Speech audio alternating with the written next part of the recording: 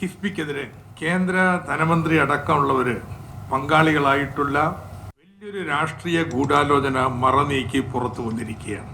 കേരള വികസനത്തെ തകർക്കാനുള്ള ഏത് ശ്രമത്തെ ജനങ്ങളെ അണിനിരത്തി നേരിടുക തന്നെ ഈ കേന്ദ്ര ധനമന്ത്രി നിർമ്മല സീതാരാമൻ തന്റെ കീഴിലുള്ള ഉദ്യോഗസ്ഥരെ ഈ തെരഞ്ഞെടുപ്പ് കാലത്ത് രാഷ്ട്രീയ ലക്ഷ്യത്തിന് വേണ്ടി ഉപയോഗപ്പെടുത്തുകയാണ്.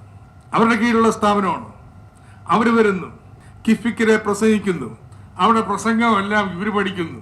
നേരത്തെ വെച്ച ഷെഡ്യൂൾ വിട്ടിട്ട് ഉന്നത ഉദ്യോഗസ്ഥരോട് നേരിട്ട് ഹാജരാൻ വേണ്ടി കൊടുക്കുക മാത്രമല്ല, അത് വാട്സാപ്പ് വഴി മുഴുവൻ പത്രങ്ങൾക്ക് നൽകുന്നു. രാഷ്ട്രീയ പ്രചരണത്തിന് തെരഞ്ഞെടുപ്പ് കാലത്ത് ED BJP ഉപയോഗിക്കുകയാണ്. ഇലക്ഷൻ പെരുമാറ്റച്ചട്ടത്തിന്റെ നഗ്നമായ ലംഘനത്തിന് കേന്ദ്ര ധനമന്ത്രി തന്നെ നേതൃത്വം കൊടുക്കുക. ധനമന്ത്രിയെ വിളിപ്പിക്കുന്നത്. ഓയ്യോ, അത് കേട്ടതിന് ശേഷം എനിക്ക് ഭയങ്കര പേടിയായി പോയി. പേടിച്ചിരിക്കുക. എന്നാ ED വിളിപ്പിക്കുക? വരട്ടല്ലേ എന്ന് മനുഷ്യന്മാർ. ഈ നാട്ടിലെ ജനങ്ങളുടെ പിന്തുണയുള്ളവരാണ് ഞങ്ങൾ. നിങ്ങളിന്ന് വിളിപ്പിച്ചു കഴിഞ്ഞാൽ വരണ്ടെന്തോ ചെയ്യുന്ന പോലെ. എന്തോന്നിനാ വിളിപ്പിക്കണേ? വിളിപ്പിച്ചോട്ടെ, അതൊന്നും പ്രശ്നമല്ല. ഒരു പുല്ല് പേടിയില്ല. ആകെ ഡെസ്പറേറ്റാ. അതുകൊണ്ട് എന്താ ചെയ്യേണ്ടതെന്നുള്ള വലിയ പിടുത്തമില്ല. ഒരു കാര്യം അവരെ മനസ്സിലായിട്ടുണ്ട്, ജനങ്ങൾക്ക് ഇത് ഉറപ്പാണ്, മാറ്റങ്ങൾ വരുമെന്നുള്ള ആത്മവിശ്വാസം നൽകുന്നതിൽ കിഫ്ബി വലിയ പങ്ക് വഹിച്ചിട്ടുണ്ട്. അപ്പൊ അതുകൊണ്ട് ആ ഉറപ്പ് തന്നെയാണ് ഇവർ അലോസരപ്പെടുത്തുന്നത്. ഈ സംഭവത്തിൽ ഏറ്റവും ഒടുവിൽ ഇപ്പോൾ സംഭവിച്ചത് കൈരളി ബ്രേക്കിംഗ് ആയി സ്ക്രീനിൽ കാണുന്ന പുതിയ വാർത്തയാണ്. മുഖ്യമന്ത്രി പിണറായി വിജയൻ EDയുടെ തെരഞ്ഞെടുപ്പ് ചട്ടലംഘനം ചൂണ്ടിക്കാട്ടി രാജ്യത്തിൻ്റെ മുഖ്യ തെരഞ്ഞെടുപ്പ് കമ്മീഷണർക്ക് കത്തയച്ചിരിക്കുകയാണ്. പിണറായി സർക്കാരിനെ പൂട്ടാമെന്ന ഉദ്ദേശത്തോടെ വന്ന കേന്ദ്ര അന്വേഷണ ഏജൻസികൾക്ക് എന്താണ് സംഭവിച്ചതെന്ന് കണ്ടുകഴിഞ്ഞതാണ്. തദ്ദേശ തെരഞ്ഞെടുപ്പിൽ പ്രതിപക്ഷത്തിനുണ്ടായ തിരിച്ചടി കേന്ദ്ര സർക്കാരിനും അവരുടെ ഏജൻസികൾക്കും കൂടി അവകാശപ്പെട്ടതാണ്. വീണ്ടും ഒരു തെരഞ്ഞെടുപ്പിലേക്ക് കേരളം പോകുമ്പോൾ ED പഴയ പണിയുമായി ഇറങ്ങിയിട്ടുണ്ട്. ശക്തമായ മറുപടിയാണ് ധനമന്ത്രി തോമസ് ഐസക് നൽകിയത്. കാര്യമറിയാതെ ഇറങ്ങിപ്പുറപ്പെട്ട ജോക്കറന്മാരാണ് ED ഉദ്യോഗസ്ഥരെന്നാണ് മന്ത്രി പറഞ്ഞത്.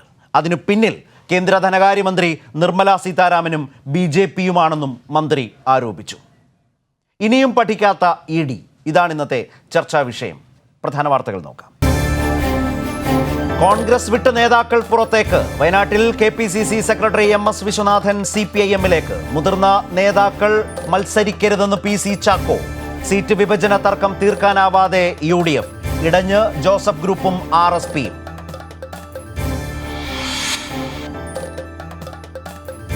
CPIM സ്ഥാനാർത്ഥികൾ 12-ന് മുമ്പെന്ന് സീതാറാം യെച്ചൂരി. സ്ഥാനാർത്ഥികളെ സംസ്ഥാന ഘടകങ്ങൾ തീരുമാനിക്കും. സീറ്റ് വിഭജന ചർച്ചയിൽ തൃപ്തിയെന്ന് ജോസ് കെ മാണി.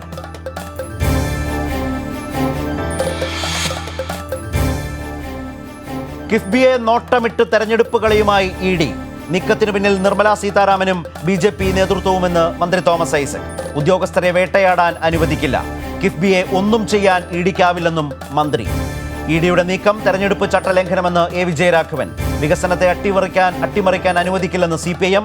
തെരഞ്ഞെടുപ്പ് ചട്ടലംഘനം ചൂണ്ടിക്കാട്ടി മുഖ്യ തെരഞ്ഞെടുപ്പ് കമ്മീഷന് കത്തയച്ചു മുഖ്യമന്ത്രി.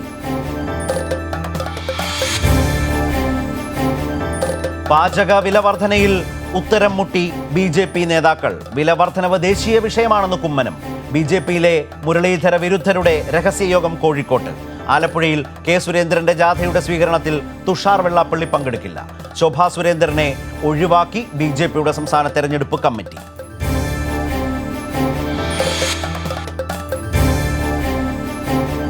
ജാമ്യം ലഭിക്കാൻ ഇബ്രാഹിം കുഞ്ഞ് കബളിപ്പിക്കൽ നടത്തിയെന്ന് ഹൈക്കോടതി.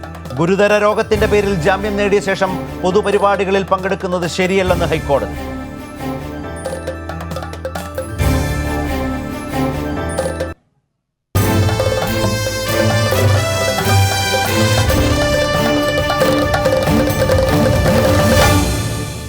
വീണ്ടും ഒരു തെരഞ്ഞെടുപ്പിലേക്ക് കേരളം പോകുമ്പോൾ കേന്ദ്ര അന്വേഷണ ഏജൻസിയായ EDയും EDയെ നിയന്ത്രിക്കുന്ന കേന്ദ്ര സർക്കാരിൻ്റെ രാഷ്ട്രീയ താൽപ്പര്യങ്ങളും കേരളത്തിൽ വലിയ ചർച്ചയാവുകയാണ്. കിഫ്ബിക്കെതിരായ EDയുടെ ഇപ്പോഴത്തെ നീക്കം അവരുടെ പഴയ നീക്കങ്ങളെ എല്ലാവരും ഓർത്തെടുക്കാൻ സഹായിക്കുന്നതും അല്ലെങ്കിൽ അത് ഓർമ്മിക്കുന്നതുമാണ്. ഇവിടെ ഉയരുന്ന ചില ചോദ്യങ്ങളുണ്ട്. ED വീണ്ടും തെരഞ്ഞെടുപ്പ് കളി തുടങ്ങിയോ? കിഫ്ബിക്കെതിരായ ED നീക്കത്തിന് പിന്നിൽ ധനകാര്യമന്ത്രി നിർമ്മല സീതാരാമനോ? രാഷ്ട്രീയ പ്രചാരണത്തിന് ഉദ്യോഗസ്ഥരെ വേട്ടയാടുന്നു. ഇന്ന് ചർച്ചയിൽ പങ്കെടുക്കുന്നത്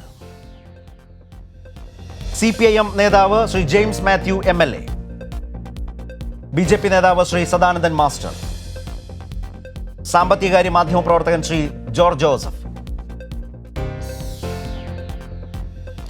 ശ്രീ ജെയിംസ് മാത്യു, ഇപ്പോൾ വന്ന ഏറ്റവും പുതിയ വിവരം താങ്കളുടെ ശ്രദ്ധയിൽപ്പെട്ടിട്ടുണ്ടാകും. തെരഞ്ഞെടുപ്പ് ചട്ടലംഘനം ചൂണ്ടിക്കാട്ടി മുഖ്യമന്ത്രിയാണ് ഇഡിക്കെതിരെ ഇപ്പോൾ കത്ത് അയച്ചിട്ടുള്ളത് രാജ്യത്തിൻ്റെ തെരഞ്ഞെടുപ്പ് കമ്മീഷന്. ഇവിടെ ഉയരുന്നൊരു പ്രധാനപ്പെട്ട ചോദ്യമുണ്ട്. ED ഒരു തെരഞ്ഞെടുപ്പ് കളി വീണ്ടും ആരംഭിക്കുകയാണ്.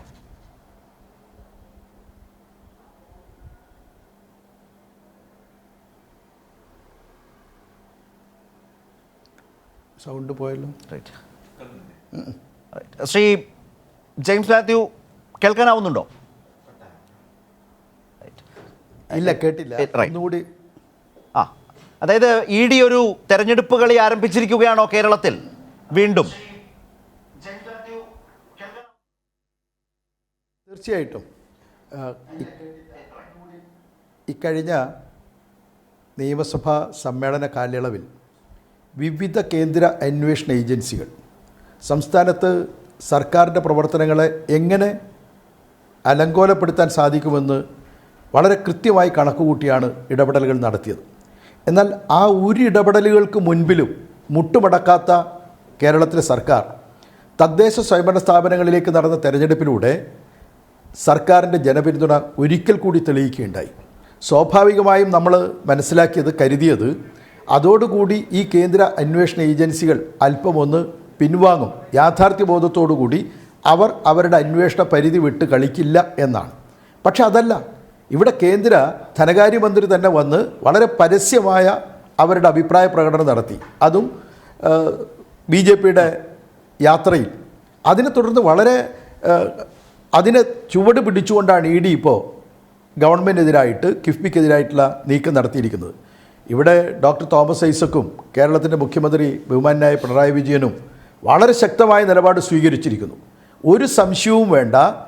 8-9 മാസമായി 5 കേന്ദ്ര അന്വേഷണ ഏജൻസികൾ കേരളത്തിലെ സർക്കാരിനെതിരെ, സർക്കാരിൻ്റെ വിവിധ ഡിപ്പാർട്ട്മെൻറ്റുകൾക്കെതിരെ, സർക്കാരിൻ്റെ പദ്ധതികൾക്കെതിരെ നിരന്തരം അന്വേഷണം നടത്തി പ്രയാസങ്ങളും പ്രതിസന്ധികളും സൃഷ്ടിച്ചെങ്കിലും ഒന്നിനു പോലും യഥാർത്ഥത്തിൽ സർക്കാരിന് ഉത്തരവാദിത്വമുണ്ടെന്ന്, ഗവൺമെൻറ്റിന്, മന്ത്രിമാർക്ക്, മന്ത്രിസഭയ്ക്ക് ഉത്തരവാദിത്വമുണ്ടെന്ന് തെളിയിക്കാൻ, ഒരു ചാർജ് ഫ്രെയിം ചെയ്യാൻ, ചാർജ് ഷീറ്റ് ഫയൽ ചെയ്യാൻ ഇതുവരെ ഒരു അന്വേഷണ ഏജൻസിക്കും സാധിച്ചിട്ടില്ല. ഇതിൽ നിന്ന് വ്യക്തമാവുന്നത് എന്താ? ഇവരെന്തിനു വേണ്ടിയാണ് ഈ അന്വേഷണ പ്രവർത്തനങ്ങൾ നടത്തുന്നത്? യഥാർത്ഥത്തിൽ ജനങ്ങളെ തെറ്റിദ്ധരിപ്പിക്കാനാണ്. എവിടെ പോയി ഇപ്പോൾ സ്വർണ്ണക്കള്ളക്കടത്ത്, ഈന്തപ്പഴം, നമ്മുടെ വിവിധ തരത്തിൽ സ്പ്രിംഗ്ലർ വിവാദം, അതുപോലെ തന്നെ ഖുറാൻ വിവാദം, എന്തൊക്കെയാണ് ഇവർ കെട്ടിച്ചമച്ചു കൊണ്ടുവന്നത്? ഏതെങ്കിലും ഒന്നിന് ഒരു തുമ്പുണ്ടാക്കാൻ ഈ അന്വേഷണ ഏജൻസികളിൽ ഏതെങ്കിലും ഒരു ഏജൻസിക്ക് സാധിച്ചോ? എന്നിട്ടാണ് ഇപ്പോൾ ഈ നിയമസഭാ തെരഞ്ഞെടുപ്പിന് തൊട്ട് മുൻപ് സ്വതന്ത്രവും നീതിപൂർവമായ ഒരു തെരഞ്ഞെടുപ്പ് ഈ സംസ്ഥാനത്ത് ഉറപ്പുവരുത്തുന്നതിന് വേണ്ടി ഉത്തരവാദിത്വം കേന്ദ്ര തെരഞ്ഞെടുപ്പ് കമ്മീഷനാണ്. ആ ഉത്തരവാദിത്വം നിർവഹിക്കുന്നതിൽ അവർ പരാജയപ്പെട്ടാൽ ജനങ്ങൾ അത് തിരിച്ചറിയാനും തങ്ങളുടെ ജനവിധി ഏതു വിധത്തിൽ ഇടതുപക്ഷ ജനാധിപത്യ മുന്നണിയെ വീണ്ടും അധികാരത്തിലേറ്റുന്നതിന് വേണ്ടി ഉപയോഗപ്പെടുത്താൻ സാധിക്കുമെന്ന് വിവേചനത്തോടും വിവേകത്തോടും കൂടി ചിന്തിച്ച് പ്രവർത്തിക്കാൻ സാധിക്കുന്നവരാണ് കേരളത്തിലെ ജനങ്ങൾ. അതുകൊണ്ട് തന്നെയാണ് ഡോക്ടർ തോമസ് ഐസക്ക് ഇന്ന് അക്ഷരാർത്ഥത്തിൽ EDയുടെ നീക്കങ്ങളെ വെല്ലുവിളിക്കുകയും പുച്ഛിച്ചു തള്ളുകയും ചെയ്തത്. കേരളത്തിൻ്റെ മുഖ്യമന്ത്രി ഉത്തരവാദിത്വ ബോധത്തോടുകൂടി സ്വതന്ത്രവും നീതിപൂർവമായ ഒരു തെരഞ്ഞെടുപ്പ് ഈ സംസ്ഥാനത്ത് നടത്തുന്നതിനെ തടസ്സം സൃഷ്ടിക്കുന്ന കേന്ദ്ര ധനകാര്യ വകുപ്പ് മന്ത്രിയും അവരുടെ കീഴിൽ പ്രവർത്തിക്കുന്ന വകുപ്പും ഈ തരത്തിലുള്ള ഇടപെടൽ അവസാനിപ്പിക്കണം എന്നാവശ്യപ്പെട്ടത്. ശ്രീ സദാനന്ദൻ മാസ്റ്റർ, ഫെബ്രുവരി മാസം 28-ാം തീയതി തൃപ്പൂണിത്തറയിലെത്തുന്ന കേന്ദ്ര ധനകാര്യമന്ത്രി BJPയുടെ ജാഥയിൽ കിഫ്ബിയെ അതിനിശിതമായി വിമർശിച്ചുകൊണ്ടൊരു രാഷ്ട്രീയ പ്രസംഗം നടത്തുന്നു. അതിനുശേഷം ഇന്നലെ കേരളത്തിലെ മാധ്യമങ്ങളിൽ ED ഇതുപോലെ നോട്ടീസ് അയച്ചിട്ടുണ്ട്, കിഫ്ബി ഉദ്യോഗസ്ഥർക്ക് നോട്ടീസ് അയച്ചിട്ടുണ്ട് എന്ന ഒരു വാർത്ത ലീക്ക് ചെയ്തു നൽകുന്നു. എന്നാൽ രസകരമായ കാര്യം, ഇന്ന് മന്ത്രി പറഞ്ഞതും മനസ്സിലായതും, ഈ വാർത്ത പുറത്തേക്ക് വിടുന്ന ഒരു ഘട്ടത്തിലും കിഫ്ബിയുടെ ഒരു ഉദ്യോഗസ്ഥർക്കും അത്തരമൊരു നോട്ടീസ് ലഭിച്ചിരുന്നില്ല. നോട്ടീസ് ലഭിച്ചതാകട്ടെ അതിനുശേഷം മന്ത്രി ഇന്ന് വാർത്താ സമ്മേളനത്തിൽ പറഞ്ഞതുകൂടി മനസ്സിലാക്കിയാൽ ഇന്നാണ് നോട്ടീസ് ലഭിച്ചിട്ടുള്ളത്. അപ്പോൾ അത്തരം വിവരങ്ങൾ ലീക്ക് ചെയ്ത് മാധ്യമങ്ങൾക്ക് നൽകുക, ധനകാര്യമന്ത്രി രാഷ്ട്രീയ നിലപാട് സ്വീകരിക്കുക, അതിന് ചുവട് പിടിച്ച് കേന്ദ്ര അന്വേഷണ ഏജൻസി വളരെ കൃത്യമായി പ്രവർത്തിക്കുക. ഇതൊരു തെരഞ്ഞെടുപ്പ് കാലത്ത് ഒരു രാഷ്ട്രീയ പ്രശ്നമാക്കി അവതരിപ്പിച്ച് മുന്നോട്ട് കൊണ്ടുപോകാനുള്ള തെരഞ്ഞെടുപ്പ് കളിയും BJP-യുടെയും കേന്ദ്ര ധനകാര്യമന്ത്രിയുടെയും ഇടപെടലല്ലാതെ മറ്റെന്താണ്? അതാണ് മുഖ്യമന്ത്രിയും സർക്കാരും LDF-ഉം ചോദിക്കുന്നത്. ശ്രീ ശരത്, നമ്മുടെ നാട്ടില് ഒരു ന്യായം പറയാറുണ്ടല്ലോ, മാങ്ങ പഴുത്ത് നിൽക്കുകയാണ്, അപ്പൊ കാക്ക വന്ന് അതിന്റെ മുകളിൽ ഇരുന്നു, മാമ്പഴം ഞെട്ടറ്റ് താഴെ വീണു. അപ്പൊ കാക്ക വന്നിരുന്നത് കൊണ്ടാണ് മാമ്പഴം വീണത്, അല്ലെങ്കിൽ അങ്ങനെയല്ലല്ലോ നമ്മൾ പറയുക. അത് വീഴാൻ പാകമായിരിക്കുന്നു, അപ്പൊ അത് വീണു. കാക്ക വന്നിരുന്നു എന്നുള്ളത് ഒരു സ്വാഭാവികമായ ഒരു യാദൃശ്ചികമായ സംഭവം മാത്രമാണ്. ഞാനത് പറയാനുള്ള കാരണം തെരഞ്ഞെടുപ്പ് സമാഗതമാകുന്നു എന്നുള്ളത് കൊണ്ട് കേരളത്തിൽ സാമ്പത്തിക രംഗത്ത് അല്ലെങ്കിൽ കേരളത്തിന്റെ വികസന രംഗത്ത് വലിയ സംഭാവനകൾ നൽകുന്നു എന്ന് അവകാശപ്പെടുന്ന കിഫ്ബി എന്ന പ്രത്യേകമായ സാമ്പത്തിക സംവിധാനം, ആ സംവിധാനം സുതാര്യമല്ല എന്നുള്ളത് ജനസമക്ഷം നിർമ്മല സീതാരാമൻ, ബഹുമാനപ്പെട്ട കേന്ദ്ര ധനകാര്യ വകുപ്പ് മന്ത്രി, ഒരു പൊതുയോഗത്തിലാണ് പറഞ്ഞത്. അപ്പൊ പൊതുയോഗത്തിൽ കേന്ദ്ര ധനകാര്യ വകുപ്പ് മന്ത്രി കേരളത്തിലെ സംവിധാനത്തെക്കുറിച്ച് വിമർശനപരമായ ഒരു കാര്യം ഉന്നയിക്കുന്നത് എങ്ങനെയാണ് തെരഞ്ഞെടുപ്പ് അട്ടിമറിയാകുന്നത്? അദ്ദേഹത്തിന്റെ തന്നെ വകുപ്പിൽപ്പെട്ടതാണ് ED. അതുകൊണ്ടെന്താണെന്നാണ് എന്റെ ചോദ്യം. അദ്ദേഹത്തിന്റെ മന്ത്രിയുടെ പാർട്ടിയുടെ ഒരു നിമിഷം എനിക്ക് തരുമോ? മന്ത്രിയുടെ പാർട്ടിയുടെ തെരഞ്ഞെടുപ്പ് പ്രചാരണത്തിന് വേണ്ടി നടത്തുന്ന ഒരു പൊതുയോഗം, അല്ലാത്തൊരു പൊതുയോഗമല്ല, സർക്കാർ വക പൊതുയോഗമല്ല, കേന്ദ്ര സർക്കാരിൻ്റെ പൊതുയോഗമല്ല. ആ രാഷ്ട്രീയ പൊതുയോഗത്തിൽ വെച്ച് ഒരു രാഷ്ട്രീയ നിലപാട് പ്രഖ്യാപിക്കുന്നു. അതിൻ്റെ തൊട്ടുപിറകെ ED ഇങ്ങനെ പ്രവർത്തിച്ചു എന്ന് അല്ലെങ്കിൽ നോട്ടീസ് അയച്ചു എന്നൊരു വാർത്ത ലീക്ക് ചെയ്ത് പുറത്തേക്ക് കൊടുക്കുന്നു. സത്യത്തിൽ അവിടെയാണ് പറഞ്ഞത്, ആ വാർത്തയാണ് പ്രാധാന്യം, ആ വാർത്തയിലാണ് താല്പര്യം. പക്ഷേ ആ വാർത്ത പുറത്തു വരുന്ന ഒരു ഘട്ടത്തിലും EDയുടെ നോട്ടീസ് കിട്ടിയിട്ടില്ല. നോട്ടീസ് അയക്കും മുമ്പ്, ബന്ധപ്പെട്ട കക്ഷികൾക്ക് കിട്ടും മുമ്പ് അത് വാർത്തയാക്കി ചോർത്തി പുറത്തു കൊടുത്താൽ ഇതല്ലാതെ പിന്നെ എന്താണ് രാഷ്ട്രീയ താല്പര്യം? അതിനെയാണ് ചോദ്യം ചെയ്ത് ഈ വസ്തുതകൾ ചൂണ്ടിക്കാട്ടി പറയുന്നത്. അതാണ് കേന്ദ്ര BJP നേതൃത്വത്തെയും സംസ്ഥാന BJP നേതൃത്വത്തെയും കേന്ദ്ര ധനകാര്യ മന്ത്രിയെയും സംശയത്തിൻ്റെ നിഴലിലാണ്, സംശയാസ്പദമായ സാഹചര്യത്തിലാണ് എന്ന് LDF പറയുന്നത്. അതാണ് നേരത്തെ MLA-യും സൂചിപ്പിച്ചത്. ഈ ആത്മവിശ്വാസം കുറയുമ്പോഴുള്ള ഒരു പ്രത്യേകമായ മാനസികാവസ്ഥയാണ് ഈ എന്തിനേയും സംശയിക്കുക എന്നുള്ളത്. ഞാൻ പറയട്ടെ, ഈ പറയുന്ന സംഗതി ഔദ്യോഗികമായി നോട്ടീസ് ലഭിച്ചോ അത് സാങ്കേതികമായിട്ടുള്ള കാര്യമാണ്. ഇങ്ങനെയൊന്നും അല്ലാതെ ഞാൻ ഈ കിഫ്ബിയുടെ ഒരു താൽക്കാലിക റിപ്പോർട്ട് കിട്ടി എന്ന് പറഞ്ഞ് എന്തൊക്കെ ബഹളങ്ങളാണ് തോമസ് ഐസക് ഈ നാട്ടിൽ ഉണ്ടാക്കിയത്. അസംബ്ലിയിൽ മേശപ്പുറത്ത് വെക്കേണ്ട ഔദ്യോഗികമായ രേഖ ആ ഒരു പ്രക്രിയയ്ക്ക് മുമ്പ് തന്നെ പത്രക്കാരെ വിളിച്ച് ഇങ്ങനെ സംഭവിച്ചിരിക്കുന്നു എന്നൊക്കെയുള്ള വെളിപ്പെടുത്തലുകൾ നടത്തിയ തോമസ് ഐസക്കിന്റെ നാടാണ് നമ്മുടെ ഈ കേരളം. ഈ കേരളത്തിൽ ഇത്തരത്തിലുള്ള റിപ്പോർട്ടുകളും അല്ലെങ്കിൽ ഇത്തരത്തിലുള്ള അന്വേഷണ സംവിധാനങ്ങൾ അല്ലെങ്കിൽ അന്വേഷണ ഏജൻസികൾ നോട്ടീസ് അയക്കാൻ പോകുന്നു അല്ലെങ്കിൽ അയക്കുന്നു എന്നൊക്കെയുള്ളത് നേരത്തെ തന്നെ ഔദ്യോഗികമായി അത് കിട്ടേണ്ട ആളുകൾക്ക് കിട്ടുന്നതിന് മുമ്പേ തന്നെ മാധ്യമങ്ങൾക്കും മറ്റുള്ള ആളുകൾക്കും കിട്ടുന്നത് ഒരു പുതിയ കാര്യമാണോ? അതാണോ നിങ്ങൾ ഈ പറയുന്നത് ഇത്രയും വലിയ ഗൗരവമുള്ള കാര്യം എന്ന് പറയുന്നത്? പ്രശ്നം ഇവിടെ എന്താണ്? പ്രശ്നം ഇത്രയേ ഉള്ളൂ. ഞങ്ങൾ കാണുന്നത്, ഭാരതീയ ജനതാ പാർട്ടി കാണുന്നത്, അല്ലെങ്കിൽ കേന്ദ്ര ധനകാര്യ വകുപ്പ് മന്ത്രി നിർമ്മല സീതാരാമൻ പൊതുയോഗത്തിൽ സംസാരിച്ചത്, കിഫ്ബി എന്ന സംവിധാനം സുതാര്യമല്ല, കിഫ്ബിയുടെ ഇടപാടുകൾ ഒരുപാട് സംശയമുണർത്തുന്നവയാണ്, ആത്യന്തികമായി കേരളത്തിന് വലിയ തോതിലുള്ള കടബാധ്യത വരുത്തിവെക്കുന്ന രീതിയിലാണ് കിഫ്ബിയുടെ പ്രവർത്തനങ്ങൾ. ഇത്തരം വിഷയങ്ങളാണ് നിർമ്മല സീതാരാമൻ ഉന്നയിച്ചത്. ഈ വിഷയങ്ങൾ തന്നെ സാമ്പത്തിക കുറ്റാന്വേഷണത്തിന് നിയോഗിക്കപ്പെടുന്ന ഏജൻസികൾ അവരുടേതായ സംവിധാനത്തിലൂടെ അവർ മനസ്സിലാക്കിയത് കൊണ്ട് അവരുടെ കടമ നിർവഹിക്കാനുള്ള നടപടികളിലേക്ക് അവർ കടക്കുന്നു എന്നതാണ് ഇതിനെ സംബന്ധിച്ച് നമുക്ക് കാണാൻ സാധിക്കുന്ന കാര്യം. ഓക്കെ, ഞാൻ താങ്കളിലേക്ക് മടങ്ങി വരാം. ശ്രീ ജോർജ് ജോസഫിലേക്ക് വരും മുമ്പ് ശ്രീ ജെയിംസ് മാത്യുവിന് ഇക്കാര്യത്തിൽ അദ്ദേഹം ഉന്നയിച്ച രാഷ്ട്രീയ വിമർശനത്തിന് പറയേണ്ടതായ ഒരു സാഹചര്യം ഈ ഘട്ടത്തിലുമുണ്ട്. ശ്രീ സദാനന്ദ മാസ്റ്റർ പറഞ്ഞൊരു കാര്യമുണ്ട്, എന്തിനേയും സംശയത്തോടെ കാണുന്നു എന്നൊരു എതിർ വിമർശനം ഉന്നയിച്ചല്ലോ. താങ്കളും പറഞ്ഞു വന്നപ്പോൾ കിഫ്ബി സംശയത്തിൻ്റെ നിഴലിലാണ് എന്ന നിലയിൽ BJP അതിനെ അങ്ങ് സംശയിച്ച് കാണുന്നു എന്നൊരു പ്രശ്നം BJPക്കും ഇല്ലേ എന്നൊരു ചോദ്യം, എന്നൊരു സംശയം സാന്ദർഭികമായി ഞാൻ മുന്നോട്ട് വെക്കുന്നു. പക്ഷേ ശ്രീ ജെയിംസ് മാത്യു അതല്ല പ്രശ്നം. അദ്ദേഹം പറഞ്ഞ 3 പരാമർശങ്ങളുണ്ട്. ഒന്ന്, പഴുത്ത് നിൽക്കുകയാണെന്നാണ് പറഞ്ഞത്. അദ്ദേഹം അതിലൂടെ ഉദ്ദേശിച്ച രാഷ്ട്രീയാർത്ഥം താങ്കൾക്ക് മനസ്സിലായി എന്ന് ഞാൻ വിചാരിക്കുന്നു. അങ്ങനെ പഴുത്ത് നിൽക്കുന്നിടത്തേക്കാണ് കിഫ്ബി, അത്രമേൽ ഏതാണ്ട് കുഴപ്പം പിടിച്ചതാണ് എന്നാണ് അതിലൂടെ അദ്ദേഹം ഉദ്ദേശിച്ചതെന്നാണ് ഞാൻ മനസ്സിലാക്കുന്നത്. അതുപോലെ ആത്മവിശ്വാസം നിങ്ങൾക്കാകെ പോയി, അതുകൊണ്ടാണ് ഇങ്ങനെയൊക്കെ പറയുന്നത്. പിന്നെ ഈ നോട്ടീസ് അയച്ചത് ആദ്യ മാധ്യമങ്ങളിൽ വരികയും പിന്നാലെ നോട്ടീസ് വരുന്നതൊക്കെ ഒരു സാങ്കേതിക പ്രശ്നമല്ലേ, അതൊരു ചോർത്തലല്ല. ഇതൊക്കെ ചൂണ്ടിക്കാട്ടിയാണോ നിങ്ങൾ ഇതിനകത്തൊരു രാഷ്ട്രീയ കളിയുണ്ട് എന്ന് പറയുന്നത് എന്ന് അദ്ദേഹം ചോദിച്ചാൽ അതൊരു ചോദ്യമാണ്. തീർച്ചയായിട്ടും അദ്ദേഹത്തിൻ്റെ ചോദ്യത്തിന് വളരെ കൃത്യമായും വ്യക്തമായും ഞാൻ മറുപടി പറയാം. ആ പറയുന്നതിനിടയിൽ അദ്ദേഹം ഡോക്ടർ തോമസ് ഐസക്ക് C&AGയുടെ റിപ്പോർട്ട് സഭയിൽ വയ്ക്കുന്നതിന് മുൻപ് എടുത്തിയതിനെ കുറ്റപ്പെടുത്തി സംസാരിച്ചു. യഥാർത്ഥത്തിൽ നിയമസഭയിൽ ഇത് വലിയ ചർച്ചയ്ക്ക് വഴിതെളിച്ച ഒരു കാര്യമാണ്. അദ്ദേഹം തന്നെ മനസ്സിലാക്കിയിട്ടുണ്ടാവും. രഞ്ജിത്ത് കാർത്തികേയൻ എന്ന് പറയുന്ന അദ്ദേഹത്തിൻ്റെ പ്രസ്ഥാനത്തിൻ്റെ ഒരു സഹയാത്രികൻ, അദ്ദേഹം ഹൈക്കോടതിയിൽ ഒരു കേസ് കൊടുക്കുന്നു. 2 തവണ ഓപ്പൺ കോർട്ടിലെ പരാമർശം കേട്ട് ആ കേസ് പിൻവലിക്കുന്നു. 3-ാമത്തെ തവണ വീണ്ടും കേസ് കൊടുക്കുമ്പോൾ എന്തു ചെയ്തു? C&AGയെ കൂടി അതിൽ കക്ഷി ചേർക്കുന്നു.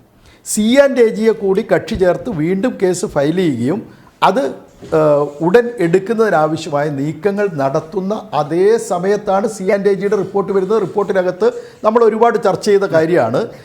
അതിൻ്റെ ആദ്യഘട്ടത്തിൽ ഇല്ലാതിരുന്ന കാര്യങ്ങൾ 4 പേജ് കൂട്ടിച്ചേർത്തതൊക്കെ നമുക്കറിയാം. ആ അത്യസാധാരണമായൊരു സാഹചര്യമാണ് ഉണ്ടായത്. ആ അത്യസാധാരണ സാഹചര്യത്തിലാണ് ഡോക്ടർ തോമസ് ഐസക്ക് കീഴ്വഴക്കങ്ങൾ വിട്ട് ഒരു നിലപാട് സ്വീകരിച്ചത്. ഒരു കാര്യം ഇതാണ്. ഇനി 2-ാമത്തെ കാര്യം, യഥാർത്ഥത്തിൽ ഇവിടെ ഇപ്പോൾ ED നോട്ടീസ് അയക്കുകയാണെങ്കിൽ സദാനന്ദൻ മാസ്റ്ററോട് ഞാൻ വളരെ വിനയപൂർവ്വം ചോദിക്കുന്നു, എന്താ റിസർവ് ബാങ്കിന് നോട്ടീസ് അയക്കാത്തത്? ഫെമയുടെ വയലേഷനാണെന്നാണ് പറയുന്നത്. ഫെമയുടെ വയലേഷൻ നടത്തിയത് കിഫ്ബി ആണോ സ്റ്റേറ്റ് ഗവൺമെൻറ് ആണോ? ആണെങ്കിൽ അതിന് തക്കവണ്ണം സ്റ്റേറ്റ് ഗവൺമെൻറ്റും കിഫ്ബിയും പറഞ്ഞുകൊണ്ടിരിക്കുന്നതും തെളിയിക്കപ്പെട്ടിരിക്കുന്നതുമായ കാര്യം RBIയുടെയും സെബിയുടെയും അനുവാദത്തോടുകൂടി വളരെ കൃത്യമായിട്ട് ഒരു ഏജൻസിയെ ചുമതലപ്പെടുത്തി. ഇവിടെ അത് ആക്സിസ് ബാങ്കാണ്. അതിനുള്ള പെർമിഷൻ കൊടുത്തിട്ടുണ്ട്, അതിനുള്ള അപേക്ഷ സമർപ്പിച്ചു, അതിൻ്റെ മേലെ തീരുമാനമെടുത്തു. വളരെ കൃത്യമായി എത്ര കോടി രൂപ സമാഹരിക്കാമെന്ന് തന്നെ പറഞ്ഞു. അത് തന്നെയാണ് സമാഹരിച്ചത്. എന്തുകൊണ്ടാണ് നിർമ്മല സീതാരാമനും അവരുടെ കീഴിൽ പ്രവർത്തിക്കുന്ന EDക്കും RBIക്ക് നോട്ടീസ് അയക്കാൻ സാധിക്കാത്തത്? RBIയുടെയും സെബിയുടെയും അനുവാദത്തോടു കൂടിയല്ലേ കിഫ്ബി ഈ ഫണ്ട് സമാഹരിച്ചത്, മസാല ബോണ്ട് ഉൾപ്പെടെ? അതിനല്ലേ സ്റ്റേറ്റ് ഗവൺമെൻറ് നേതൃത്വം കൊടുത്തത്? അപ്പോൾ വളരെ കൃത്യമാണല്ലോ ലക്ഷ്യം. കിഫ്ബിയെ സുതാര്യമല്ലെന്ന് പറയുമ്പോൾ കിഫ്ബി ഓഡിറ്റിന് വിധേയമാണ്. എല്ലാ വർഷവും ഓഡിറ്റ് ചെയ്ത റിപ്പോർട്ട് നിയമസഭയിൽ വയ്ക്കും. അതുപോലെ തന്നെ C&AG അത് സംബന്ധിച്ച് പരിശോധിക്കുന്നുണ്ട്. ഇതിലൊന്നും ഒരു തടസ്സവുമില്ല, സുതാര്യതയ്ക്ക് ഒരു കുറവുമില്ല. ഒരു കേന്ദ്ര ധനകാര്യ വകുപ്പ് മന്ത്രി ഇങ്ങനെയൊക്കെ ഒരു പരസ്യ പ്രസ്താവന നടത്തുക എന്ന് പറഞ്ഞാൽ അദ്ദേഹം ചോദിച്ചൊരു ചോദ്യം ശരിയാണ്. ഒരു രാഷ്ട്രീയ പ്രസംഗത്തിൽ നിങ്ങൾക്കെന്താ ഇത്ര പ്രയാസം? ഒരു പ്രയാസവും ഇല്ല. നരേന്ദ്രമോദി പ്രസംഗിക്കട്ടെ, കിഫ്ബി വളരെ അപകടം പിടിച്ചതാണെന്ന് പ്രസംഗിച്ചോട്ടെ, ഞങ്ങൾക്ക് കുഴപ്പമില്ല. പക്ഷെ പിറ്റേന്ന് രാവിലെ CBI ആ പ്രസംഗത്തിൻ്റെ ഉള്ളടക്കത്തിൻ്റെ ചുവട് പിടിച്ച് അന്വേഷണത്തിന് വന്നാൽ ഇതിനേക്കാൾ കടുത്ത രീതിയിലുള്ള നിലപാട് ഞങ്ങൾ സ്വീകരിക്കും. ഒരു സംശയവും നിങ്ങൾക്ക് വേണ്ട. നിർമ്മല സീതാരാമൻ പ്രസംഗിച്ചതല്ലല്ലോ പ്രശ്നം. ഒരു പൊതുയോഗത്തിൽ രാഷ്ട്രീയ പ്രസംഗത്തിൽ ഒരു മന്ത്രി പ്രസംഗിക്കുന്നതിന് എന്താ അർത്ഥം? അവരുടെ രാഷ്ട്രീയ നിലപാട് പറയാം. പക്ഷെ പിറ്റേന്ന് രാവിലെ അയക്കാത്ത നോട്ടീസ് അയച്ചെന്ന് വാർത്ത ചോർത്തിക്കൊടുക്കുകയും ചോർത്തിക്കൊടുത്ത വാർത്തയ്ക്ക് അനുസൃതമായ രീതിയിൽ നോട്ടീസ് അയച്ച് നിർമ്മല സീതാരാമൻ്റെ പ്രസ്താവനയെ ശരിവെക്കുന്ന നിലപാട് സ്വീകരിക്കുകയും ചെയ്താൽ അതിന് അല്പം അങ്ങ് പറഞ്ഞ അതേ ഭാഷയിൽ പറയുകയാണെങ്കിൽ അരിയാഹാരം കഴിക്കുന്ന ആളുകളെ ഇങ്ങനെ തെറ്റിദ്ധരിപ്പിക്കാൻ ശ്രമിക്കരുത്. ഒരു സാമാന്യ ബുദ്ധിയുള്ള ആളുകൾക്കൊക്കെ ഇത് മനസ്സിലാവും എന്നേ ഞാനിപ്പോൾ പറഞ്ഞു വയ്ക്കുന്നുള്ളൂ. ശരി, ശ്രീ സദാനന്ദൻ മാസ്റ്റർ കൈ ഉയർത്തിയത് ഞാൻ കണ്ടു. നമ്മൾ ഇതുവരെ സംസാരിച്ചത് ഇതുമായി ബന്ധപ്പെട്ട ഒരു രാഷ്ട്രീയ വശം മാത്രമാണ്. ഇതിനപ്പുറം മറ്റെന്താണ് ഇതിൽ പറയാനുള്ളത്? ഇതാണോ ഇവരുടെ പ്രശ്നം എന്ന് താങ്കൾ ചോദിച്ച വിഷയത്തിലേക്ക് ഇതല്ലാത്ത EDയുടെ ഇടപെടലുമായി ബന്ധപ്പെട്ട ഒരുപാട് സംശയങ്ങളും തർക്കങ്ങളും ഉയരുന്നുണ്ട്. ആ വിഷയത്തിലേക്ക് നമ്മുടെ ഈ ചർച്ചയിലുള്ള ശ്രീ ജോർജ് ജോസഫിനെ കൂടി പങ്കെടുപ്പിച്ചുകൊണ്ട് ഞാൻ താങ്കളിലേക്ക് വരാം. സാമ്പത്തികകാര്യ മാധ്യമ പ്രവർത്തകനാണല്ലോ ശ്രീ ജോർജ് ജോസഫ്. നേരത്തെ ജെയിംസ് മാത്യു പറഞ്ഞു വെച്ച ഒരു ചോദ്യമുണ്ട്. അങ്ങനെയാണെങ്കിൽ RBI ആണ് NOC നൽകിയത്, മസാല ബോണ്ട് നിങ്ങൾക്ക് ഇഷ്യൂ ചെയ്യാം, ലണ്ടൻ സ്റ്റോക്ക് എക്സ്ചേഞ്ചിലേക്ക് പോകാം. അങ്ങനെയാണെങ്കിൽ ആ RBIക്ക് EDയുടെ നോട്ടീസ് പോകണ്ടേ? ഇതേ സമയം RBI ഗവർണറോടും വന്ന് മറുപടി പറയണ്ടേ ED? 2, ഇതിനകത്ത് ലണ്ടൻ സ്റ്റോക്ക് എക്സ്ചേഞ്ച് ഉണ്ട്, അതുപോലെ തന്നെ ക്രെഡിറ്റ് റേറ്റിംഗ് ഏജൻസീസ് ഉണ്ട്. നമ്മുടെ മസാല ബോണ്ടിന് ആ BB+ നൽകിയ ക്രെഡിറ്റ് റേറ്റിംഗ് ഏജൻസീസ് ഉണ്ട്. അതുപോലെ തന്നെ ഇത് സബ്സ്ക്രൈബ് ചെയ്ത ആളുകളുണ്ട്. അപ്പോൾ ഇവർക്കുമൊക്കെ അങ്ങനെയാണെങ്കിൽ ED വളരെ ശരിയായി അവർക്കൊരു വലിയ തെറ്റ് പ്രശ്നം ഇതിൽ ബോധ്യമുണ്ടെങ്കിൽ അവർക്കുമൊക്കെ നോട്ടീസ് അയക്കേണ്ടതാണോ ഇപ്പോൾ ശ്രീ ജെയിംസ് മാത്യു പറഞ്ഞതുപോലെ? ശരത്തെ, ഇപ്പൊ ഒരു നിയമപ്രശ്നം ഉണ്ടാവുന്നു, അല്ലെങ്കിൽ ഇതിനകത്തൊരു സുതാര്യതയില്ല, അല്ലെങ്കിൽ നിയമവിധേയമായിട്ടല്ല കാര്യങ്ങൾ നടന്നത് എന്നുണ്ടെങ്കിൽ അതിൽ കക്ഷി ചേർന്നിട്ടുള്ള എല്ലാവരും കുറഞ്ഞ അളവിലോ കൂടിയ അളവിലോ തെറ്റുകാരാണ്. അപ്പൊ അതുകൊണ്ട് അന്വേഷണത്തിന്റെ ഭാഗമായിട്ട് ശരത്ത് പറഞ്ഞ ഈ ഏജൻസികൾക്കെല്ലാം നോട്ടീസ് അയക്കേണ്ടതുണ്ട്. കാരണം ഇത് സബ്സ്ക്രൈബ് ചെയ്ത ആളുകൾ എന്തുകൊണ്ട് ഇത് സബ്സ്ക്രൈബ് ചെയ്തു, നിങ്ങൾ എന്തുകൊണ്ട് ഇത് അന്വേഷിക്കാതെ അല്ലെങ്കിൽ ഇതിന്റെ കാര്യങ്ങൾ മനസ്സിലാക്കാതെ ഏതടിസ്ഥാനത്തിൽ നിങ്ങൾ സബ്സ്ക്രൈബ് ചെയ്ത് എന്നുള്ളതിന് മറുപടി പറയേണ്ട ബാധ്യത സബ്സ്ക്രൈബ് ചെയ്ത കമ്പനികൾക്കുണ്ട്. അതുപോലെ BB+ റേറ്റിംഗ് നിങ്ങൾ എന്തുകൊണ്ട് നൽകി, ഇതിനകത്ത് വളരെ പ്രശ്നങ്ങളുണ്ടല്ലോ. ഇതിനകത്ത് കേന്ദ്ര സർക്കാരിന്റെ അനുമതി അടക്കമുള്ള കാര്യങ്ങൾ ഇല്ലാതെയാണ് പോയത്. അതുകൊണ്ട് നിങ്ങൾ എന്തിന് BB+ അനുമതി റേറ്റിംഗ് നൽകി? ലണ്ടൻ സ്റ്റോക്ക് എക്സ്ചേഞ്ചിനോട് എന്തുകൊണ്ട് നിങ്ങൾ കേന്ദ്ര സർക്കാരുമായിട്ട് ഒരു ലീഗൽ വെറ്റിംഗ് നടത്താതെ, ഇതിന്റെ നിയമപരമായ എല്ലാ വശങ്ങളും പരിശോധിക്കാതെ നിങ്ങൾ മസാല ബോണ്ടിന് എന്തിന് നിങ്ങൾ ലിസ്റ്റ് ചെയ്യാൻ അനുവാദം കൊടുത്തു? ഇവരെല്ലാം അതിനകത്ത് സ്വാഭാവികമായും കക്ഷികൾ തന്നെയാണ്. തീർച്ചയായിട്ടും അവരോടെല്ലാം ചോദിക്കേണ്ടതുണ്ട്, അവർക്ക് നോട്ടീസ് അയക്കേണ്ടതുണ്ട്, അവരോട് അറ്റ്ലീസ്റ്റ് വിശദീകരണം, അതായത് അവരെ നമ്മൾ ഈ പറഞ്ഞതുപോലെ ഒരു കുറ്റവാളികളായിട്ട് അല്ലെങ്കിൽ കുറ്റം ചെയ്തതായിട്ട് കാണുന്ന അവസ്ഥയിലല്ല, പക്ഷെ എന്തുകൊണ്ട് നിങ്ങൾ ഇതിനകത്ത് ഇൻവോൾവ് ചെയ്തു എന്നുള്ളത് മനസ്സിലാക്കാനുള്ള ബാധ്യത ആ അന്വേഷണ ഏജൻസിക്കുണ്ട്.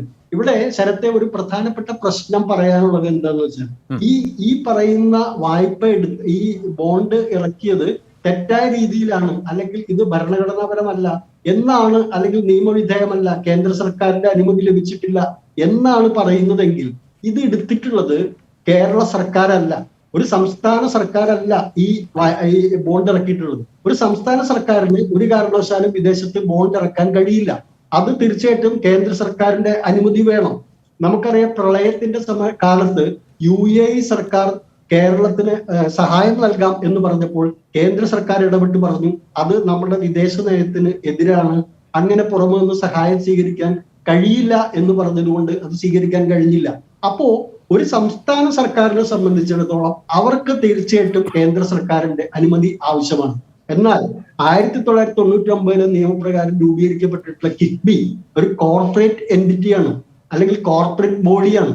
നമ്മൾ ഒരു കാര്യം ശരത്തെ ഇവിടെ ഞാൻ വിശദീകരിക്കാൻ ആഗ്രഹിക്കുന്നത്, ഒരു ക്യാപിറ്റൽ മാർക്കറ്റിൽ ഒരു പബ്ലിക് ഇഷ്യൂ വഴി, ഒരു ഓഹരി വിൽപ്പന വഴി ധനം സമാഹരിക്കാൻ ഇവിടുത്തെ കോർപ്പറേറ്റുകൾക്ക്, കമ്പനികൾക്ക് അവകാശമുണ്ട്. അവര് ഏതൊക്കെ അംഗീകാരം തേടണം? സെക്യൂരിറ്റീസ് എക്സ്ചേഞ്ച് ബോർഡ് ഓഫ് ഇന്ത്യയുടെ അംഗീകാരം വേണം, റിസർവ് ബാങ്കിന്റെ അംഗീകാരം വേണം, കമ്പനി കാര്യ വകുപ്പിന്റെ അടക്കമുള്ള അനുമതികളാണ് അവർക്ക് വേണ്ടത്. കേന്ദ്ര സർക്കാരിലും ഏത് അനുമതിയാണ് അവർ വാങ്ങേണ്ടത്? കേന്ദ്ര സർക്കാർ അത്തരത്തിൽ ഇവിടെ ഒരു കോർപ്പറേറ്റ് സ്ഥാപനം പോലെ റിലയൻസ് പോലെയോ അല്ലെങ്കിൽ ടാറ്റ പോലെയോ ഉള്ള രൂപീകരിച്ചിട്ടുള്ള ഗവൺമെന്റിന്റെ ഓണർഷിപ്പിൽ രൂപീകരിച്ചിട്ടുള്ള ഒരു കോർപ്പറേറ്റ് സ്ഥാപനമാണ് കിഫ്ബി എന്ന് പറയുന്നത്. അപ്പൊ കിഫ്ബിക്ക് മാർക്കറ്റിൽ ഇടപെട്ട് ഫണ്ട് റൈസ് ചെയ്യുന്നതിനുള്ള അവകാശമുണ്ട്. അതിന് നിയമപ്രകാരം അവർ അനുമതി വാങ്ങും. അതുകൊണ്ട് തന്നെ ജോർജ് ജോസഫ് ആ പറഞ്ഞ് അവസാനിപ്പിക്കുന്നത് ഇങ്ങനെയാകുമോ? ഇപ്പോഴത്തെ ഇഡിയുടെ നീക്കം സംശയാസ്പദമാണ് എന്ന് കരുതേണ്ടി വരുന്നു എന്ന് വിശ്വസിക്കുന്നുണ്ടോ താങ്കളും? അല്ല, അവിടെയാണ് ഞാൻ പറഞ്ഞത്, അവർ വാങ്ങേണ്ട അനുമതി എന്ന് പറഞ്ഞത്, കിഫ്ബി മസാല ബോണ്ടിന് വേണ്ടി വാങ്ങേണ്ട അനുമതി എന്ന് പറയുന്നത് ഇത് വിദേശത്തു നിന്നുള്ള ഒരു ഇതായതുകൊണ്ട് നമുക്ക് തീർച്ചയായിട്ടും റിസർവ് ബാങ്കിന്റെ അനുമതി ആവശ്യമുണ്ട്, സെബിയുടെ അനുമതി ആവശ്യമുണ്ട്. ആ രണ്ട് അനുമതി വാങ്ങിച്ചാല് പിന്നെ കേന്ദ്ര സർക്കാർ എന്ത് അനുമതിയാണ് കൊടുക്കേണ്ടത് എന്നാണ് ഇവർ പറയാത്തത്. എന്ത് അനുമതിയാണ് ഇക്കാര്യത്തിൽ കേന്ദ്ര സർക്കാർ കൊടുക്കേണ്ടത്? അതുകൊണ്ട് ഈ തരത്തിൽ ഈ നടപടിയിലേക്ക് പോകുമ്പോൾ ഈ അന്വേഷണ ഏജൻസി ഇതിനകത്ത് ഒരു പാർട്ടിക്ക് മാത്രം നോട്ടീസ് അയക്കുകയും മറ്റാരുടെയും വിശദീകരണം പോലും തേടാതിരിക്കുകയും ചെയ്യുമ്പോൾ സംശയാസ്പദമായ കാര്യമാണ്. ഞാൻ താങ്കളിലേക്ക് വരാം. ശ്രീ സദാനന്ദൻ മാസ്റ്റർ, ഇപ്പോൾ ശ്രീ ജോർജ് ജോസഫ് സാമ്പത്തികകാര്യ മാധ്യമ പ്രവർത്തകൻ എന്ന നിലയിൽ കൂടി ഉന്നയിച്ച പ്രശ്നങ്ങൾ ഗൗരവമുള്ളതാണ്. ഇവിടെ ഈ അനുമതി NOC ആണ്, അത് മതി ഇതിന് എന്നുള്ളത് ഇതിനോടകം തന്നെ വന്നിട്ടുള്ളതാണ്. ആ NOC നൽകിയിട്ടുള്ള റിസർവ് ബാങ്കാണ്. അനുമതി നൽകിയവരോട് ചോദിക്കാതിരിക്കുക, അനുമതി നൽകിയതിൻ്റെ അടിസ്ഥാനത്തിൽ റിസർവ് ബാങ്കിനെ പോലെ വളരെ സ്വതന്ത്ര സംവിധാനമായി നിൽക്കുന്ന രാജ്യത്തെ റിസർവ് ബാങ്കിൻ്റെ അനുമതി വാങ്ങിച്ചവരോർക്ക് നോട്ടീസ് അയച്ച് ചോദ്യം ചെയ്യാൻ പോകുന്നു എന്ന് പുറത്തേക്കൊരു പ്രചരണം കൊടുക്കുക, അത് തന്നെ ഒരു ഇരട്ടത്താപ്പല്ലേ? 2, താങ്കൾ പറഞ്ഞു അതൊരു സാങ്കേതിക പ്രശ്നമല്ലേ ഈ നോട്ടീസ് അയച്ചതുമായി ബന്ധപ്പെട്ടുള്ളത്? അല്ല എന്ന് കരുതാൻ മതിയായ കാരണങ്ങളുണ്ട്. ഇന്ന് വന്ന ഒരു വാർത്തയിലെ 2 വാചകങ്ങൾ ഞാൻ താങ്കളുടെ മുമ്പിലേക്ക് വായിക്കാം. രസകരമായൊരു വാർത്താ വാചകമാണ്. മസാല ബോണ്ട് വഴി വിദേശ നിക്ഷേപം സ്വീകരിക്കാൻ ശ്രമം തുടങ്ങിയ ഏത് കിഫ്ബി 2019 മാർച്ച് മുതൽ കിഫ്ബിയുടെ നീക്കങ്ങൾ ഇഡിയുടെ നിരീക്ഷണത്തിലാണെന്നും അന്വേഷണ സംഘത്തിൻ്റെ വെളിപ്പെടുത്തൽ എന്നാണ് ഇന്ന് വാർത്ത അവസാനിക്കുന്നത്. അതായത് ഇന്നലെ എഴുതി തയ്യാറാക്കിയ വാർത്ത അച്ചടിച്ച് നമ്മൾ ഇന്ന് വായിച്ചത്. ഇത് ഏതെങ്കിലും കൊറിയർ സർവീസ് വഴി അയക്കുന്ന സമൻസോ പോലീസിൽ നിന്ന് അയക്കുന്ന സമൻസ് പോലെയോ അല്ല. ഇന്ന് മന്ത്രി തന്നെ പറഞ്ഞത് മെയിലിൽ ഇന്നാണ് ആ നോട്ടീസ് ലഭിച്ചത്. മെയിലിൽ ഒരു നോട്ടീസ് ലഭിക്കാൻ എത്ര നേരം വേണം നല്ല നെറ്റുള്ള ഒരു കാലത്ത് എന്നുള്ളത് ഊഹിക്കാവുന്നതേ ഉള്ളൂ. അപ്പോൾ ഇന്നലെ തയ്യാറാക്കപ്പെട്ട ഒരു വാർത്തയുടെ അവസാനത്തെ വാചകം ഇതാകുകയാണ്: 2019 മാർച്ച് മുതൽ കിഫ്ബി ഈ ഏജൻസിയുടെ നിരീക്ഷണത്തിലാണ് എന്ന് പറയുന്നു. രസകരമായ കാര്യം, ഈ നോട്ടീസ് ചെല്ലുന്നത് 2021 മാർച്ചിലാണ്. 2 വർഷ സമയമെടുത്തു. 2ാം വർഷം തെരഞ്ഞെടുപ്പിലേക്ക് പോകുന്നതിൻ്റെ തലേന്നാൾ ഇങ്ങനെ നീങ്ങാൻ ശ്രമിക്കുന്ന ആ ഏജൻസി, അവിടെയാണ് നിർമ്മലാ സീതാരാമൻ്റെ രാഷ്ട്രീയ പ്രസംഗത്തിന് ശേഷം വന്നിട്ടുള്ള ചടുല നീക്കങ്ങളുടെ രാഷ്ട്രീയ താല്പര്യങ്ങളെ ആളുകൾ സംശയിക്കുന്നത്. അതുപോലെ തന്നെ ചോദിക്കേണ്ടവരോടൊട്ട് ചോദിച്ചിട്ടുമില്ല, നോട്ടീസും അയച്ചിട്ടില്ല. ശരത്ത്, ഞാൻ അത്തരം കാര്യങ്ങളിലേക്ക് വരാം. അതിനു മുമ്പ് ഞാൻ ബഹുമാന്യനായ ശ്രീ ജെയിംസ് മാത്യു സംസാരിക്കുന്നതിനിടയിൽ കൈ ഉയർത്തിയത് അദ്ദേഹം താങ്കൾ ഉന്നയിച്ചു ആ വിഷയം. അതായത് ഇത്തരം അന്വേഷണം നടക്കുമ്പോൾ ഇതിൽ കക്ഷികളായിട്ടുള്ള റിസർവ് ബാങ്ക്, അതുപോലെ ഈ ആക്സിസ് ബാങ്ക് ആണ് ഇതിലെ ഏജൻസിയായിട്ട് പ്രവർത്തിച്ചത്. ആക്സിസ് ബാങ്ക് മാത്രമല്ല, ഭാരതത്തിലെ പുത്തൻ തലമുറ ബാങ്ക്, ഒരു കാലത്ത് CPIM ബ്ലേഡ് കമ്പനികൾ എന്നൊക്കെ വിളിച്ചാക്ഷേപിച്ചിരുന്നതാണ് ഈ പറയുന്ന പുത്തൻ തലമുറ ബാങ്കുകൾ. അപ്പോൾ സർക്കാരിന്റെ ഈ ഫണ്ട് അല്ലെങ്കിൽ സർക്കാർ നേതൃത്വം കൊടുക്കുന്നത് സാങ്കേതികമായി സർക്കാർ സ്ഥാപനമല്ല. നമ്മുടെ സാമ്പത്തിക വിദഗ്ധനായ മാധ്യമപ്രവർത്തകൻ പറഞ്ഞതുപോലെ സർക്കാരിന്റെ നേരിട്ടുള്ള ഒരു ഇടപാട് എന്ന് നമുക്ക് പറയാൻ കഴിയില്ല. പക്ഷേ മുഖ്യമന്ത്രിയാണ് ചെയർമാൻ, ധനകാര്യ വകുപ്പ് മന്ത്രിയാണ് വൈസ് ചെയർമാൻ, ചീഫ് സെക്രട്ടറി അതിലെ പ്രധാനപ്പെട്ട റോൾ വഹിക്കുന്ന എക്സിക്യൂട്ടീവ് കമ്മിറ്റിയിൽ. അപ്പൊ ഈ തരത്തിലൊക്കെ 100% സർക്കാരിൻ്റെത് തന്നെ എന്ന് നമുക്ക് പറയാവുന്ന ഒരു സംവിധാനമാണ് കിഫ്ബിയുടേത്. അതല്ല ഞാൻ പറയാൻ വന്ന വിഷയം. ഈ കിഫ്ബിയുമായി ബന്ധപ്പെട്ട് ഉയർന്നു വന്ന സംശയങ്ങൾക്ക് മറുപടി പറയേണ്ടവരുടെ കൂട്ടത്തിൽ റിസർവ് ബാങ്കും ഉണ്ട്, ഈ പറയുന്ന ആക്സിസ് ബാങ്കും ഉണ്ട്.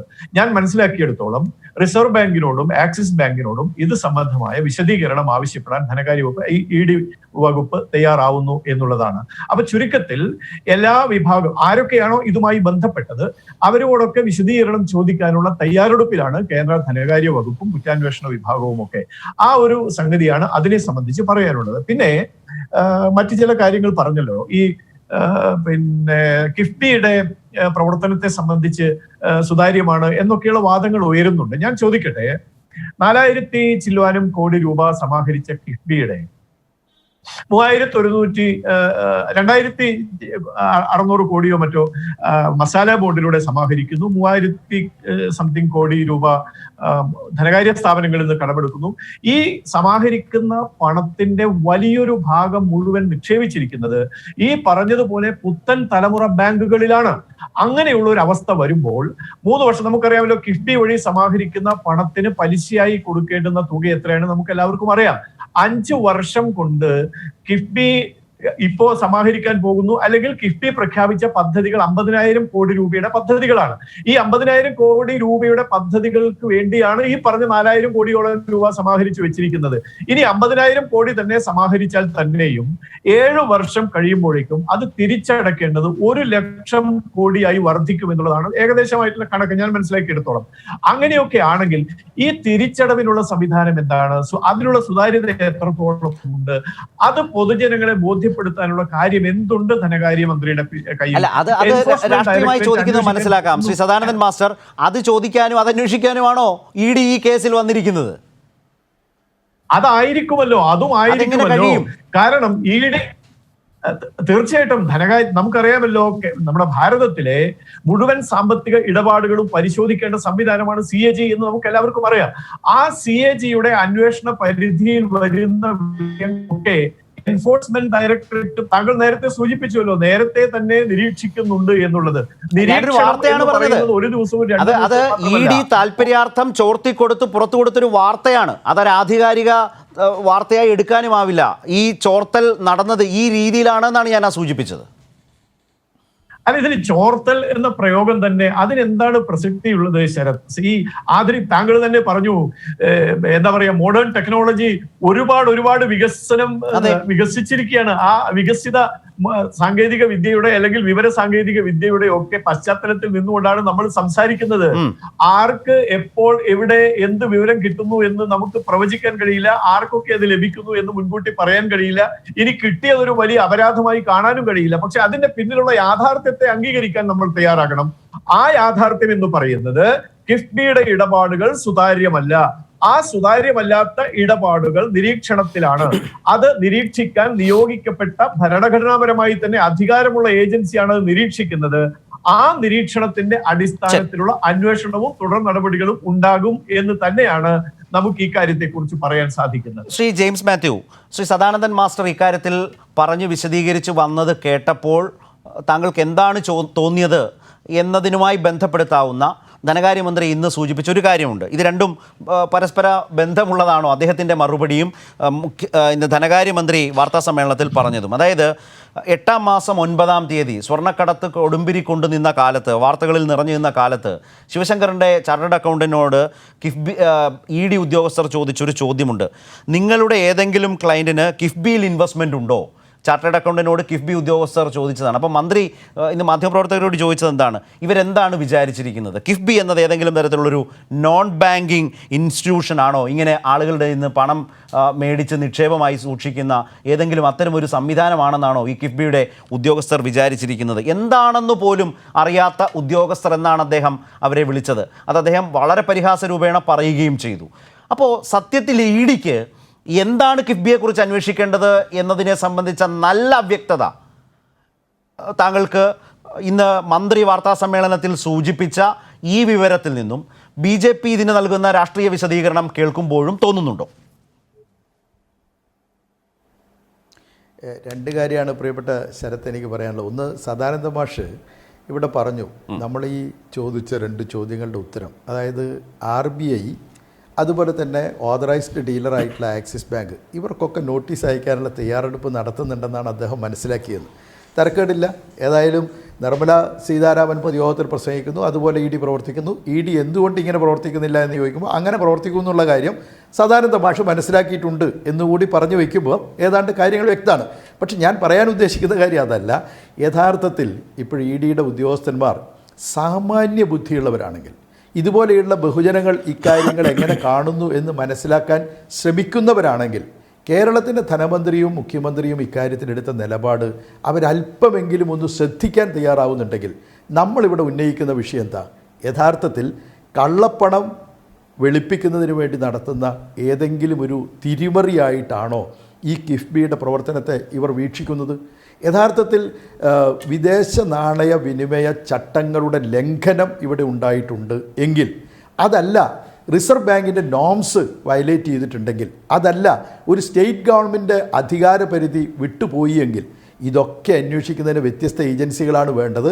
EDയുടെ പരിധിയിൽ വരുന്ന ഏതെങ്കിലും ഒരു കാര്യം ഇവിടെ ഉണ്ടെങ്കിൽ യാതൊരു സംശയവുമില്ല, സദാനന്ദ മാഷ് അല്ലെങ്കിൽ EDയുടെ ആളുകൾ ആദ്യം മനസ്സിലാക്കേണ്ടത് BB+ റേറ്റിംഗ് ഉള്ള ഈ കിഫ്ബിയിൽ നിക്ഷേപം നടത്തുന്ന ആളുകൾ തീർച്ചയായിട്ടും അവർക്ക് ആ പണം തിരിച്ചു കിട്ടണം. അദ്ദേഹം തന്നെ ഇവിടെ ചൂണ്ടിക്കാണിച്ചതുപോലെ എങ്ങനെ ഇത് തിരിച്ചു കിട്ടുമെന്നുള്ളതിനെക്കുറിച്ച് ഈ ചാനൽ ചർച്ചയിൽ ഉത്കണ്ഠപ്പെടുന്നതിനേക്കാൾ എത്ര ഗൗരവമായിട്ടുള്ള ഒരു പരിശോധനയ്ക്ക് നിക്ഷേപകർ തയ്യാറായിട്ടുണ്ടാവും നിക്ഷേപിക്കുന്നതിന് മുൻപ്.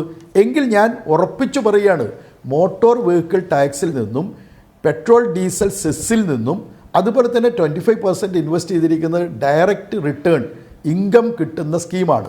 നമ്മുടെ ട്രാൻസ്മിറ്റ് പോലെ KFON പോലെയുള്ള സ്കീംസാണ്, അതുപോലെ ഇൻഡസ്ട്രിയൽ പാർക്ക് പോലെയുള്ള സ്കീംസാണ്. അപ്പോൾ യഥാർത്ഥത്തിൽ ഇതൊക്കെ മനസ്സിലാക്കിയിട്ടല്ലാതെ ഒരിക്കലും ഒരു ഇൻവെസ്റ്റർ ഇൻവെസ്റ്റ് ചെയ്യില്ല. രണ്ടാമത്തെ കാര്യം, കേരളം പോലൊരു സംസ്ഥാനത്ത് ഗവൺമെൻറ് മാറി വരുന്നുണ്ട്. അങ്ങനൊരു സാഹചര്യം ഇന്ന് കേരളത്തിലില്ല എന്നുള്ളത് ഇന്നല്ലേ നമുക്ക് മനസ്സിലാവുന്നുള്ളൂ. 4 വർഷം മുമ്പ് ഈ സർക്കാരിന് തുടർച്ചയുണ്ടാകുമെന്ന് ഇൻവെസ്റ്റർക്ക് ചിന്തിക്കാൻ ഒരു സാഹചര്യം ഉണ്ടായിരുന്നില്ല. അന്ന് ആ ഇൻവെസ്റ്റർ എന്തായിരിക്കണം ചിന്തിച്ചിട്ടുണ്ടാവുക? ഈവൻ ഈ ഗവൺമെൻറ്റിനൊരു മാറ്റം ഉണ്ടായാൽ പോലും ഞങ്ങളുടെ പണത്തിന് ഒരു തടസ്സവും ഉണ്ടാവില്ല. അതുകൊണ്ടാണ് 99-ലുണ്ടായ നിയമം, 2000-ൽ പ്രാബല്യത്തിൽ വന്ന കിഫ്ബി ആക്ട് 2016-ൽ അമെൻഡ് ചെയ്യുമ്പോൾ നിയമം മൂലം നിർബന്ധിതമാക്കി റിട്ടേൺ എങ്ങനെ കൊടുക്കണം, അതുകൊണ്ട് സദാനന്ദ മാഷ് ഉത്കണ്ഠപ്പെടുന്നത് പോലെ നമ്മൾ ഈ പലിശയ്ക്ക് വാങ്ങിയ കാശ് എവിടെയെങ്കിലും നിക്ഷേപിച്ച് തിരിച്ചു കൊടുക്കാൻ പറ്റാത്ത വിധത്തിലാക്കി കളയൊന്നുമില്ല. അങ്ങ് കരുതുന്നത് പോലെ, അല്ലെങ്കിൽ അങ്ങയുടെ നേതാവ് നിർമ്മലാ സീതാരാമൻ കരുതുന്നത് പോലെ, ED ഉദ്യോഗസ്ഥന്മാർ കരുതുന്നത് പോലെ എത്ര നിസ്സാരമായിട്ടാണ് നിങ്ങൾ ഇതൊക്കെ സംസാരിക്കുന്നത്. നമ്മുടെ നാട്ടിൽ ഏതോ ചിട്ടി തട്ടിപ്പുകാർ നടത്തുന്ന ഏർപ്പാട് പോലെയാണ് കിഫ്ബിയും സംസ്ഥാന സർക്കാരിൻ്റെ ഈ വ്യവഹാരവുമെന്ന് അത്രമേൽ നിസ്സാരവൽക്കരിച്ച് ചിന്തിക്കരുത്. കാരണം ഇതിനകത്ത് ഇതിൻ്റെ അഡ്വൈസറി ബോർഡിൽ, ഇതിൻ്റെ എക്സിക്യൂട്ടീവിൽ ഒക്കെ പ്രവർത്തിക്കുന്ന ആളുകളെക്കുറിച്ച് നിങ്ങളൊരു മിനിമം അവയർനെസ് ഉണ്ടെങ്കിൽ ഒരിക്കലും ഇങ്ങനെ പറയില്ല. അതിനേക്കാൾ പ്രധാനമായിട്ട് ഞാൻ പറയുന്നത് നിക്ഷേപകരെക്കുറിച്ചാണ്. നിക്ഷേപകരെന്ന് പറയുന്നത് ആരാ? മസാല ബോണ്ടിൽ നിക്ഷേപിച്ചവർ മാത്രമല്ലോ, നമ്മുടെ നാട്ടിലെ ധനകാര്യ സ്ഥാപനങ്ങളിൽ നിക്ഷേപിച്ചിട്ടുണ്ടല്ലോ. അപ്പോൾ ആ നിക്ഷേപകരൊക്കെ എന്നെക്കാളും സദാനന്ദ മാഷക്കാളും ഒക്കെ എത്രയോ ഉത്കണ്ഠയുള്ളവരായിരിക്കും തങ്ങളുടെ നിക്ഷേപത്തിൻ്റെ സുരക്ഷിതത്വത്തെക്കുറിച്ച്. അതുകൊണ്ട് ഒരിക്കലും ഇങ്ങനെ നിസ്സാരവൽക്കരിക്കരുത്. ഏതെങ്കിലും ചാനലിലോ പത്രത്തിലോ അല്ലെങ്കിൽ സോഷ്യൽ മീഡിയയിലോ ഒക്കെ വരുന്ന പ്രചാരവേല പോലെ വളരെ ഉപരിപ്ലവമായിട്ട് നമ്മൾ ഈ കാര്യങ്ങളെ കാണരുത്. അങ്ങനെ കാണുമ്പോൾ തകർന്നു പോകുന്നത് ഈ സർക്കാരിൻ്റെയോ അല്ലെങ്കിൽ കിഫ്ബിയുടെയോ പ്രതിച്ഛായ അല്ല, മറിച്ച് ഒരു സംസ്ഥാനത്തിൻ്റെ അടിസ്ഥാന സൗകര്യ വികസന പരിശ്രമങ്ങളാണ് തകർന്നു പോകുന്നത്. അടിസ്ഥാന സൗകര്യ വികസനം മാത്രമാണോ 62,000 കോടി രൂപ കൊണ്ട്? ഞാൻ വിശദീകരിക്കുന്നില്ല, താങ്കൾക്ക് പറയേണ്ടതല്ലേ. തീർച്ചയായിട്ടും താങ്കൾ പറയൂ, എന്താണ് ഈ കിഫ്ബി നടത്തിയിട്ടുള്ള പ്രവർത്തനങ്ങളിലെ സുതാര്യതയില്ലായ്മ? എന്താണ് കിഫ്ബി സംസ്ഥാന താല്പര്യങ്ങളെ ബലികഴിച്ചുകൊണ്ട് ചെയ്തത്? എന്താണ് കിഫ്ബി RBI നോംസ് വയലേറ്റ് ചെയ്തത്? എന്താണ് കിഫ്ബി സെബിയുടെ അല്ലെങ്കിൽ ഓതറൈസ്ഡ് ഡീലറായിട്ടുള്ള ആക്സിസ് ബാങ്കിനെ നിയോഗിക്കുമ്പോൾ എന്താണ് ആ ടേംസ് ആൻഡ് കണ്ടീഷൻസിൽ വയലേഷൻ നടത്തിയത്? ഒന്നും ചെയ്തിട്ടില്ല സദാനന്ദ മാഷെ. എല്ലാം വളരെ പെർഫെക്റ്റായിട്ട് ഇയർലി ഓഡിറ്റ് AG തന്നെ നടത്തി നിയമസഭയിൽ റിപ്പോർട്ട് സമർപ്പിച്ചാണ് ഈ പ്രവർത്തനം നടത്തി കൊണ്ടുപോകുന്നത്. ദയവ് ചെയ്ത് ഇതുപോലെ ED ഒക്കെ നടത്തുന്ന ഈ ഇടപെടലിന് രാഷ്ട്രീയ താല്പര്യം ഉണ്ടാവും. പക്ഷേ ഞാനും നിങ്ങളും താമസിക്കുന്നത് ജീവിക്കുന്നത് നമ്മുടെ ഈ കേരളത്തിലല്ലേ. നമ്മുടെ ഈ നാടിൻ്റെ തകർച്ചയ്ക്ക് വേണ്ടി താൽക്കാലിക രാഷ്ട്രീയ ലാഭത്തെ കരുതി ഇങ്ങനെ ഒരു നിലപാട് സ്വീകരിക്കുന്നവരോടൊപ്പം ഒരിക്കലും നിൽക്കരുത് എന്ന് ഞാൻ അങ്ങയോട് വളരെ സ്നേഹത്തോടു കൂടി അഭ്യർത്ഥിക്കുകയാണ്. ശ്രീ ജോർജ് ജോസഫ്, ഇപ്പോൾ നേരത്തെ താങ്കൾ തന്നെ സൂചിപ്പിച്ചു, ധനമന്ത്രിയും കേരളത്തിൽ ഇവരെല്ലാം നിരന്തരം പറയുന്നുണ്ട് കേന്ദ്രമാണ് വായ്പ എടുക്കുന്നതെങ്കിൽ കേന്ദ്രാനുമതി വേണം. ഇത് സംസ്ഥാന സർക്കാരല്ല, സംസ്ഥാന സർക്കാരിന് കീഴിൽ വരുന്ന ഒരു കോർപ്പറേറ്റ് ബോഡിയാണ്. ആ നിലയിൽ പറയുമ്പോൾ കേന്ദ്ര സർക്കാരിന് കീഴിലും ഇത്തരം കോർപ്പറേറ്റ് ബോഡികളില്ലേ? ഇപ്പോൾ ബജറ്റിൽ 65,000 കോടി കേരളത്തിൻ്റെ ദേശീയപാത വികസനത്തിന് വകയിരുത്തി എന്ന് പറയുമ്പോൾ ബജറ്റിൽ എവിടെ പണം? ബജറ്റിൽ പണമില്ല. പകരം നഹായ്, ആ നഹായ് എന്ന് പറയുന്ന ദേശീയപാത നിർമ്മാണത്തിലെ ഹൈബ്രിഡ് മോഡലാണ് എന്ന് അറിയാവുന്നൊരു ഒരു പശ്ചാത്തലമാണ്. അവരും അതുപോലെ തന്നെ സെൻട്രൽ ഇൻഫ്രാസ്ട്രക്ചർ ഫണ്ടും ഇതെല്ലാം ഈ കിഫ്ബി പോലെ തന്നെ കോർപ്പറേറ്റ് ബോഡികളായി നിന്ന് വായ്പകൾ സമാഹരിച്ച് ഈ തരത്തിൽ മുന്നോട്ട് പോകുന്ന സംവിധാനങ്ങളല്ലേ? അപ്പോൾ അവയൊന്നും കേന്ദ്രമായിട്ടല്ലല്ലോ കരുതുന്നത്. അല്ലെങ്കിൽ സംസ്ഥാനം എന്ന നിലയിൽ കേരളത്തെ അല്ല കിഫ്ബിയെ വ്യത്യസ്തമായാണ് കാണുന്നത് എന്ന് പറയുന്ന അതേ തരത്തിൽ തന്നെയല്ലേ ദേശീയ തലത്തിലെയും ഈ സംവിധാനങ്ങളെ കാണുന്നത്. അവർക്ക് ഒരു കോർപ്പറേറ്റ് ബോഡി എന്ന നിലയിൽ അത് കഴിയുമെങ്കിൽ കിഫ്ബി എന്ന കോർപ്പറേറ്റ് ബോഡിക്കും അതാകാം എന്ന് ശക്തമായി നിയമപരമായി പറഞ്ഞുകൊണ്ടിരിക്കുന്ന ഒരു കാലത്ത് ഫെമ വയലേഷൻ ഇല്ല എന്ന് പറയാവുന്ന പ്രകടമായ കാര്യങ്ങൾ ഇതിനകത്തുണ്ട്. അപ്പോൾ പിന്നെ പറയുന്നത് കള്ളപ്പണം വെളുപ്പിക്കുന്നു. സർ, എങ്ങനെയാണ് ഈ ബോണ്ട് വഴി എത്തുന്ന നിക്ഷേപത്തെ കള്ളപ്പണം വെളുപ്പിക്കലായി കാണാനാവുക? KYC പ്രകാരം എല്ലാ ഡോക്യുമെൻറ്റും വെച്ചല്ലേ ഈ ബോണ്ട് സ്വീകരിക്കപ്പെടുന്നത്. അപ്പോൾ ഒരു മാധ്യമപ്രവർത്തകൻ എന്ന നിലയിൽ താങ്കൾ പറയേണ്ട ഒരു കാര്യമുണ്ട്. മാധ്യമപ്രവർത്തകരെയോ മാധ്യമങ്ങളെയോ തന്നെ കാര്യങ്ങളെ പെരുപ്പിച്ച് കാട്ടി തെറ്റിദ്ധരിപ്പിച്ച് വാർത്തകൾ സൃഷ്ടിക്കപ്പെടുന്നുണ്ടോ ഇത്തരം കാര്യങ്ങളിൽ? ശരത്തിന്റെ ചോദ്യത്തിലേക്ക് വരുന്നതിന് മുമ്പ് 2 കാര്യങ്ങൾ ഒന്ന് വ്യക്തമാക്കേണ്ടത്. ഒന്ന്, ഇവിടെ ആക്സിസ് ബാങ്കിനെ കുറിച്ച് പറഞ്ഞു. ആക്സിസ് ബാങ്ക് ഒരു ന്യൂ ജനറേഷൻ ബാങ്കാണ്, എന്തുകൊണ്ടാണ് അവരോട് പ്രേമം വന്നത് എന്നുള്ള രീതിയിൽ പറയുമ്പോൾ അതിലെന്തോ ഒരു സംശയം ധ്വനിക്കുന്ന വിധത്തിലാണ് ശ്രീ സദാനന്ദ മാഷ് പറഞ്ഞത്. വാസ്തവത്തിൽ ഇത്തരത്തിലുള്ള പബ്ലിക് ഇഷ്യൂകളും ബോണ്ട് ഇഷ്യൂകളും ഒക്കെ നടക്കുമ്പോൾ അത് മാനേജ് ചെയ്യുന്ന ഡെസിഗ്നേറ്റഡ് ഏജൻസികളുടെ അടുത്തുകൂടെ പോകാൻ പറ്റുള്ളൂ. അതിനെ മർച്ചന്റ് ബാങ്കിങ് എന്ന് പറയും. ആ മർച്ചന്റ് ബാങ്കിങ് ഡിവിഷൻ ആക്റ്റീവ് ആയിട്ടുള്ള അത്തരത്തിലുള്ള ബാങ്കുകളിലൂടെ മാത്രമേ അതിന് പോകാൻ കഴിയുള്ളൂ. അപ്പൊ അത് ചുരുക്കം ചില ബാങ്കുകളാണ് അത് കൈകാര്യം ചെയ്യുന്നത്. അപ്പൊ അത് ന്യൂജൻ ബാങ്കുകളാണ് കൂടുതലായിട്ട് കൈകാര്യം ചെയ്യുന്നത്. അപ്പൊ അതിലൂടെ മാത്രമേ അത് പോകാൻ കഴിയുള്ളൂ. അപ്പൊ തെറ്റിദ്ധരിപ്പിക്കുന്ന രീതിയിൽ ആക്സിസ് ബാങ്കിന് പ്രത്യേക താല്പര്യം വെച്ചു എന്നുള്ള രീതിയിൽ ധ്വനിപ്പിക്കുന്ന സംഭാഷണം വന്നതുകൊണ്ട് ഞാനൊന്ന് വിശദീകരിക്കുന്നു. രണ്ടാമതൊരു കാര്യം, ഈ കടമെടുക്കുന്നതിന്റെ കാര്യം. കടമെടുക്കുന്നത് നമുക്ക് 1 ലക്ഷം കോടിയാവും കേരളം ഇങ്ങനെ കടമെടുത്തു പോയത്. ഈ ബഡ്ജറ്റിൽ നിർമ്മല സീതാരാമന്റെ ബഡ്ജറ്റിൽ 12.6 ലക്ഷം കോടി രൂപ കടമെടുക്കുന്നതിന് തീരുമാനിച്ചിട്ടുണ്ട്. അത് RBIയുമായി ചർച്ചകൾ നടത്തി കഴിഞ്ഞു. അത് ഇംപ്ലിമെന്റ് ചെയ്യുന്നതിനുള്ള നടപടികളിലേക്ക് കേന്ദ്ര സർക്കാർ കടന്നു കഴിഞ്ഞു. ഇന്ത്യയുടെ ചരിത്രത്തിലെ ഏറ്റവും വലിയ കടമെടുപ്പിനാണ് കേന്ദ്ര സർക്കാർ പോകുന്നത്. 12.6 ലക്ഷം കോടി രൂപ. അപ്പോ ഈ കടമെടുക്കുന്നത് അവിടെ ഇത്രയും കോടി എടുക്കാമെങ്കിൽ ഇവിടെ ഈ ഇൻഫ്രാസ്ട്രക്ചർ വികസനത്തിനടക്കമുള്ള കാര്യങ്ങൾക്ക് കടമെടുക്കാൻ പാടില്ല എന്ന് പറയുന്ന അതിൽ തെറ്റ് ചൂണ്ടിക്കാണിക്കുമ്പോൾ ആ കടമെടുക്കലിനെ എങ്ങനെയാണ് നമുക്ക് ന്യായീകരിക്കാൻ കഴിയുക? അപ്പൊ അതും തെറ്റാണെന്ന് പറയണ്ടേ? കടമെടുക്കൽ ഒരു തെറ്റാണെന്ന് ഞാൻ പറയുന്നില്ല. പിന്നെ അടുത്ത ശരത്ത് ചോദിച്ച ചോദ്യത്തിലേക്ക് വരുമ്പോ ഈ പ്രശ്നത്തില് ഇതിനകത്ത് ഒരു വിധത്തിലും ഒരു കള്ളപ്പണം കൊണ്ടെന്ന് ഇതിനകത്ത് വെളുപ്പിക്കാൻ കഴിയില്ല. എന്താന്ന് വെച്ചാൽ ഇത് നമ്മള് ഒരു ഓപ്ഷനിലേക്ക് അല്ലെങ്കിൽ നമ്മൾ അത് പബ്ലിക്കിന്റെ മുമ്പിലേക്ക് ഇഷ്യൂ ആയി നമ്മൾ കൊടുക്കുകയാണ്, ബോണ്ട് ഇഷ്യൂ ആണ്.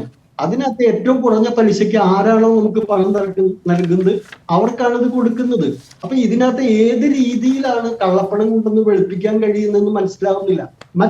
മറ്റൊരു കാര്യം കൂടി നമ്മൾ പറയട്ടെ. ഇവിടെ ഇതിനകത്ത് മസാല ബോർഡിൽ ഇൻവെസ്റ്റ് ചെയ്തിട്ടുള്ള സ്ഥാപനങ്ങൾ, അത് സബ്സ്ക്രൈബ് ചെയ്തിട്ടുള്ള സ്ഥാപനങ്ങൾ ഏതെങ്കിലും ഈ വാർത്തകളൊക്കെ അവരും ശ്രദ്ധിച്ചു കാണുമല്ലോ.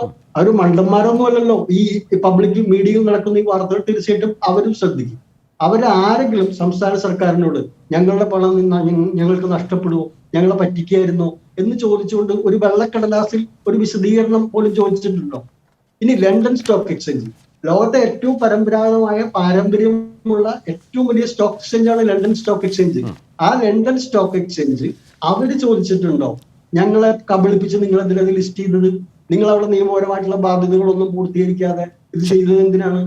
മിനിമം ഈ റേറ്റിംഗ് ഏജൻസികൾ ചോദിച്ചിട്ടുണ്ടോ? ഇവരെല്ലാം കബളിപ്പിച്ചിട്ടുണ്ടെങ്കിൽ എന്തുകൊണ്ടാണ് അവർക്കൊരു കേസിന് പോകാൻ കഴിയാത്തത്? അവർക്ക് ഇന്ത്യയിലെ കോടതിയെ സമീപിക്കാമല്ലോ. ഞങ്ങളെ ഇങ്ങനെ ഇത്ര കോടി രൂപ ഞങ്ങൾ അറിഞ്ഞില്ല, ഇതിനകത്ത് കേന്ദ്ര സർക്കാരിന്റെ ചട്ടങ്ങൾ പാലിക്കാതെയാണ് ഇവർ ചെയ്യുന്നത്, ഞങ്ങൾക്ക് ഞങ്ങളുടെ പൈസ കിട്ടുമെന്നുള്ള ആശങ്കയുണ്ട്, നടപടി എടുക്കണമെന്ന് പറഞ്ഞ് ലീഗലായിട്ടുള്ള ഒരു നടപടിയിലേക്ക് അവർക്ക് നീങ്ങാമല്ലോ. അപ്പൊ നിക്ഷേപിച്ച സ്ഥാപനങ്ങളും ലണ്ടൻ സ്റ്റോക്ക് എക്സ്ചേഞ്ചും റേറ്റിംഗ് നടത്തിയ ഏജൻസികൾ അടക്കമുള്ള അതുപോലെ മറ്റ് നേരത്തെ ഇന്ത്യക്കകത്തുള്ള പല സ്ഥാപനങ്ങളും ഇതിനകത്ത് വായ്പ നൽകിയിട്ടുണ്ട്. അവരാരും സുതാര്യമല്ലാത്ത ഒരു സ്ഥാപനമാണ് നിങ്ങളുടേത്, എന്തുകൊണ്ട് ഞങ്ങളെ ഇങ്ങനെ കബളിപ്പിക്കാൻ ശ്രമിച്ചു എന്ന് പറഞ്ഞ് കേന്ദ്ര സർക്കാരിന് ഒരു വൈറ്റ് പേപ്പറിൽ അറ്റ്ലീസ്റ്റ് ഒരു ഇമെയിൽ പോയിട്ടും അയച്ചതായിട്ട് ഒരു വാർത്താ മാധ്യമങ്ങൾ ഇന്നുവരെ പറഞ്ഞിട്ടില്ല. അപ്പോ ഇതെല്ലാം കാണിക്കുന്നത് എന്താണ്? ഇതെല്ലാം കാണിക്കുന്നത് ഈ പറഞ്ഞതുപോലെ 1 വർഷത്തിലധികമായി 2 വർഷത്തോളമായി EDയുടെ ലെൻസിലാണെന്നുണ്ടെങ്കിൽ അതിനിടയിൽ ഒന്നും ഒരു ചോദ്യമോ ഒരു സംശയമോ ഒരു ഇമെയിൽ പോലും അയക്കുകയോ ഒന്നും ചെയ്യാതെ തന്നെ ഈ തെരഞ്ഞെടുപ്പിന്റെ 11ാം മണിക്കൂറിലേക്ക് ഇത് കൊണ്ടുവരികയും അപ്പൊ ഇത് ഒരു കാര്യം ശരത്തിനെ ഞാൻ ഉറപ്പിച്ചു പറയാം, ഇതിനകത്ത് ഒരു നടപടിയോ ഒന്നും ആർക്കുണ്ട് ഒരു ചുക്കും സംഭവിക്കാൻ പോണില്ല. അത് യാതൊരു സംശയവുമില്ല.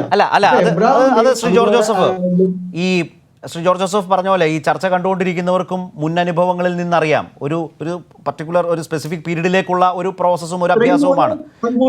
ഒരുപക്ഷെ സദാനന്ദ മാസ്റ്റർ പറഞ്ഞപ്പോൾ ഞാൻ കേട്ടത് ചിലപ്പോൾ RBIക്ക് നോട്ടീസ് അയക്കുമായിരിക്കും ഏപ്രിൽ 6 കഴിഞ്ഞ്.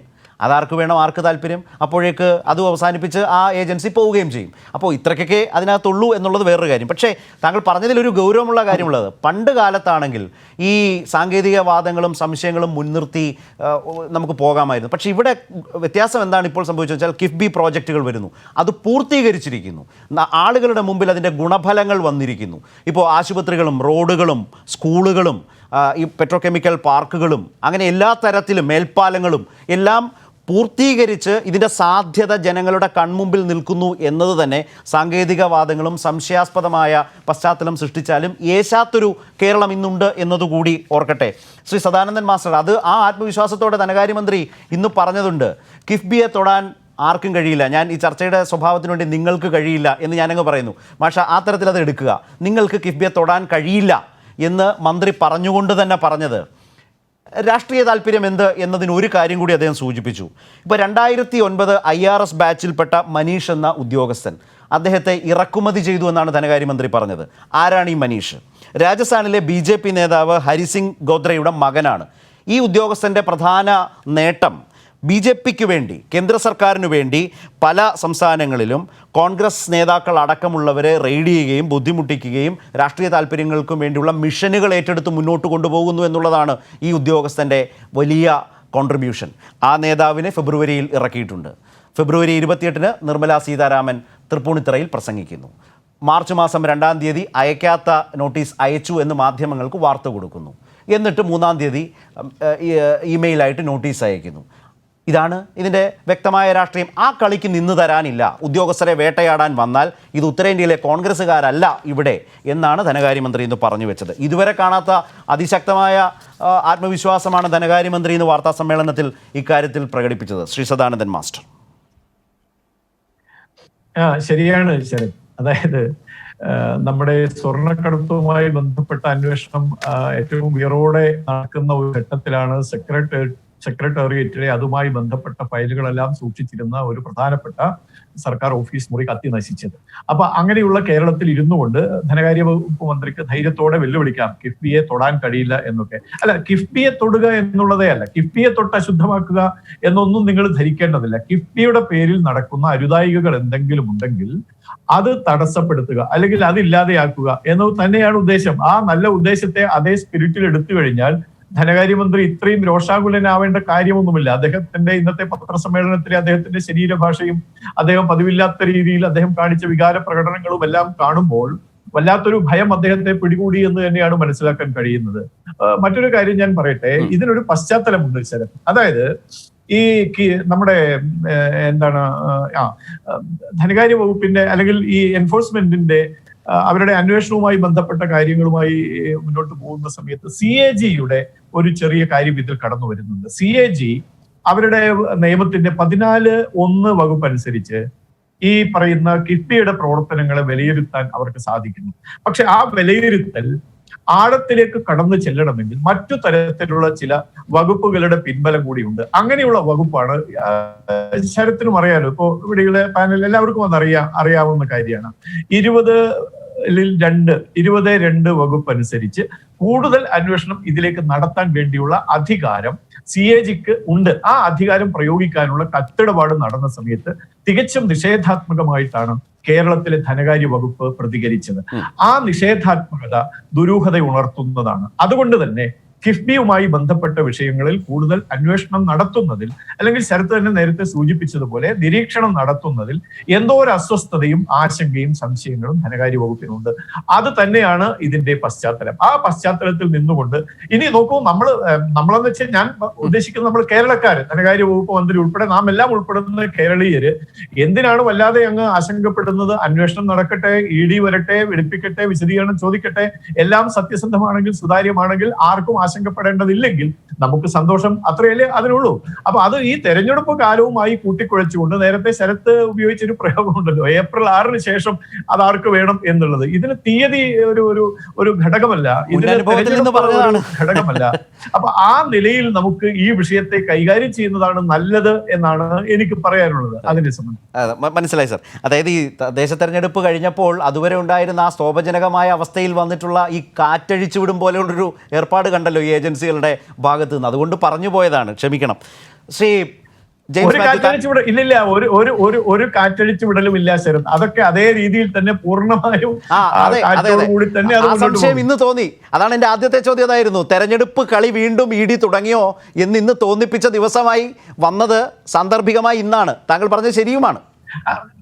അത് ഞാൻ പറയട്ടെ, ആ ഒരു കാര്യം കൂടെ വ്യക്തത വരുത്തട്ടെ. ഇപ്പോ കേന്ദ്രത്തിൽ നിന്നൊരു ഉദ്യോഗസ്ഥനെ ഇറക്കുമതി ചെയ്തു എന്ന് പറഞ്ഞല്ലോ, അതാണ് എനിക്ക് ആലോചിച്ചപ്പോ ശരത്തിന്റെ വായിൽ നിന്ന് വന്ന ആ പ്രയോഗമാണ് ഇതിന്റെ കാതൽ എന്ന് തോന്നുന്നു. അതായത് ഈ ഉദ്യോഗസ്ഥൻ നടത്തിയ സത്യസന്ധമായ അന്വേഷണം, ഇപ്പം കോൺഗ്രസ് നേതാക്കന്മാരുടെ വീടുകളിലൊക്കെ എൻഫോഴ്സ്മെന്റ് അന്വേഷണം നടത്തിയെന്നാണല്ലോ പറഞ്ഞത്.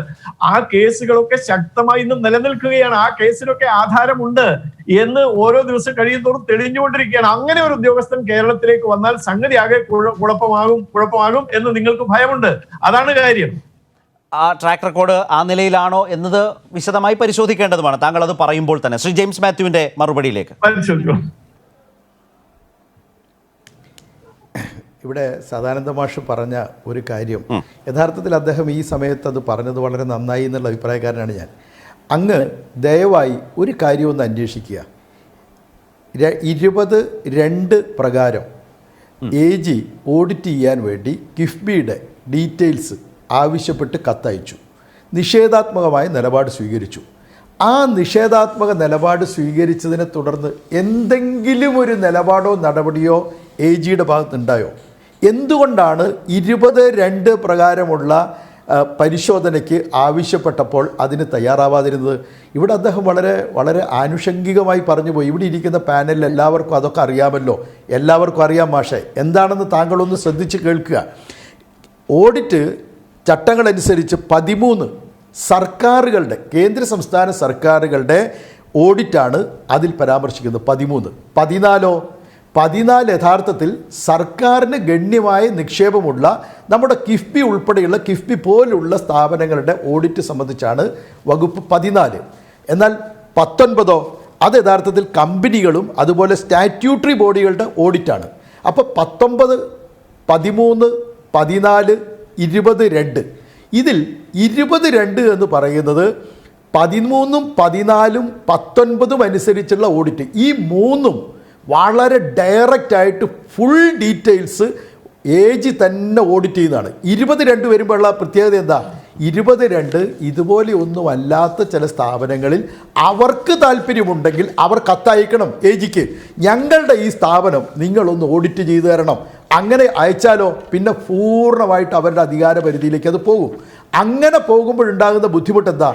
കിഫ്ബിയെ സംബന്ധിച്ച് അല്ലെങ്കിൽ സമാനമായ 19, 14 വകുപ്പുകൾ അനുസരിച്ച് ഓഡിറ്റിന് വിധേയമാവേണ്ട സ്ഥാപനങ്ങൾക്ക് ഒരിക്കലും 22 പ്രകാരം ഓഡിറ്റ് ചെയ്യുന്നതിന് അനുവദിക്കാൻ പറ്റില്ല.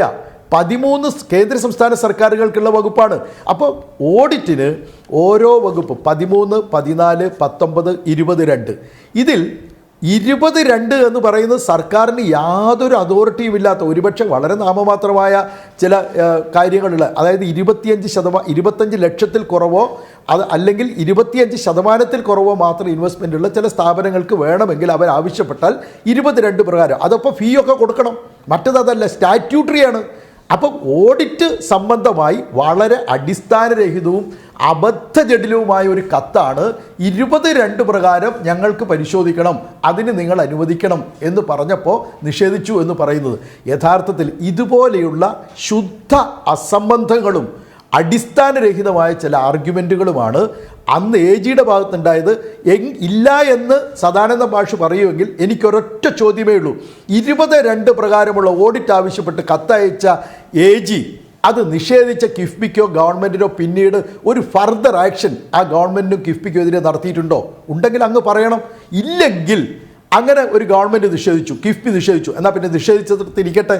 അങ്ങനെയല്ല, കൃത്യമായിട്ട് 14 പ്രകാരം അന്വേഷണം നടക്കുന്നു, പരിശോധന നടക്കുന്നു, റിപ്പോർട്ട് സമർപ്പിക്കുന്നു, അത് പ്രോപ്പറായി നടക്കുന്നു. ആ 14 പ്രകാരമാണ് ഇപ്പോൾ ഈ പറയുന്ന റിപ്പോർട്ട് സമർപ്പിച്ചത്, 22 പ്രകാരമല്ല. അപ്പോൾ ഇപ്പം സദാനന്ദ മാഷ് പറഞ്ഞ ഈ ഒരൊറ്റ കാര്യത്തിൽ നിന്ന് സാമാന്യേന എങ്ങനെയാണ് BJPയുടെ ആളുകളും ഇത്തരം അന്വേഷണ ഏജൻസികളും ആടിനെ പട്ടിയാക്കി പട്ടിയെ പെപ്പട്ടിയാക്കി തല്ലിക്കൊല്ലുക എന്ന് പറയുന്ന ഒരു ന്യായമുണ്ടല്ലോ നാട്ടിൽ, അത് നടപ്പാക്കുന്നത് എങ്ങനെയാണെന്ന് വളരെ കൃത്യം. താങ്കൾ ഇത് പറഞ്ഞത് ഒരുപക്ഷെ വളരെ നന്നായി എന്നുള്ള അഭിപ്രായമാണ് എനിക്കുള്ളത്. ഇത് തന്നെയാണ് ഓരോ അന്വേഷണ ഏജൻസികൾ നടപ്പാക്കിക്കൊണ്ടിരിക്കുന്നത്. അവർക്ക് യാതൊരു തരത്തിലും അതോറിറ്റി ഇല്ലാത്ത കാര്യത്തെ കുറിച്ച് അവരിടപെട്ടുകൊണ്ടിരിക്കും, തെറ്റായിട്ട് ജനങ്ങളെ ധരിപ്പിക്കാൻ ശ്രമിക്കും. തീർച്ചയായിട്ടും താങ്കൾ കൈ ഉയർത്തുന്നത് ഞാൻ കാണുന്നുണ്ട്. ഞാൻ ഈ പറയുന്നതിന് ഒരു ക്ലാരിഫിക്കേഷൻ താങ്കൾ നൽകുകയാണെങ്കിൽ അത് എനിക്ക് ഉൾപ്പെടെ പ്രേക്ഷകരായ മുഴുവൻ ആളുകൾക്കും സഹായകരമാകും എന്ന് പറയാണ് ഞാൻ ഉദ്ദേശിക്കുന്നത്. ശ്രീ സദാനന്ദൻ മാസ്റ്റർ പറഞ്ഞോളൂ. ഒറ്റ കാര്യം ശരത്ത്, അതായത് ജെയിംസ് മാത്യു പറഞ്ഞ കുറെ കാര്യങ്ങൾക്കിടയിൽ ഒരു കാര്യം എനിക്ക് ഉന്നയിക്കണം തോന്നിയ കാര്യം അതാണ്. 22 അനുസരിച്ച് അയച്ച കത്തിന് നിഷേധാത്മകമായ മറുപടിയാണ്, അല്ലെങ്കിൽ പിന്നെ CAG പ്രതീക്ഷിച്ച മറുപടി ലഭിച്ചില്ല, എന്തുകൊണ്ട് നടപടി ഉണ്ടായില്ല എന്ന അദ്ദേഹത്തിന്റെ ചോദ്യത്തിനുള്ള ഉത്തരം തന്നെയാണ് നിർമ്മലാ സീതാരാമനിൽ നിന്ന് വന്ന പ്രതികരണവും ED നടത്താൻ പോകുന്ന അന്വേഷണവും എന്നാണ് എനിക്ക് അതിനെ സംബന്ധിച്ച് പറയാനുള്ളത്. ബാക്കി സാങ്കേതികമായിട്ട് ഒരുപാട് കാര്യങ്ങൾ അദ്ദേഹം സംസാരിച്ചു. അതിനെക്കുറിച്ചൊക്കെ വിശദമായ ചർച്ചയ്ക്ക് സമയമുണ്ടോ എന്ന് എനിക്കറിയില്ല. അപ്പൊ ഉണ്ടെങ്കിൽ സമയം അവസാനിക്കും. ശ്രീ ജോർജ് ജോസഫ്, ഞാൻ ശ്രീ ജെയിംസ് മാത്യുവിലേക്ക് വരാം. ഇത് കേട്ടതാണല്ലോ താങ്കളും. ശ്രീ ജോർജ് ജോസഫിനോട് ചെറിയ ചോദ്യം, വളരെ ചെറിയൊരു കമൻറ്റിലേക്ക് മാത്രം. ഇതെല്ലാം രാഷ്ട്രീയമാണ്, തെരഞ്ഞെടുപ്പ് കാലമാണ്, അതിന് കിട്ടുന്ന എല്ലാ അവസരങ്ങളും ഉപയോഗിക്കലാണ്. പക്ഷേ അതിലേക്ക് ഉദ്യോഗസ്ഥരെ വേട്ടയാടാമോ എന്നൊരു അടിസ്ഥാനപരമായ പ്രശ്നത്തിന് എല്ലാവരും വലിയ പരിഗണന കൊടുക്കേണ്ടതല്ലേ? കിഫ്ബിയുടെ ഉദ്യോഗസ്ഥർ ഇപ്പോൾ വേട്ടയാടപ്പെടുന്ന ഒരു അവസ്ഥയിൽ നിൽക്കുന്നു എന്ന ഗൗരവമായ ഒരു വിഷയം ഇക്കാര്യത്തിലില്ലേ?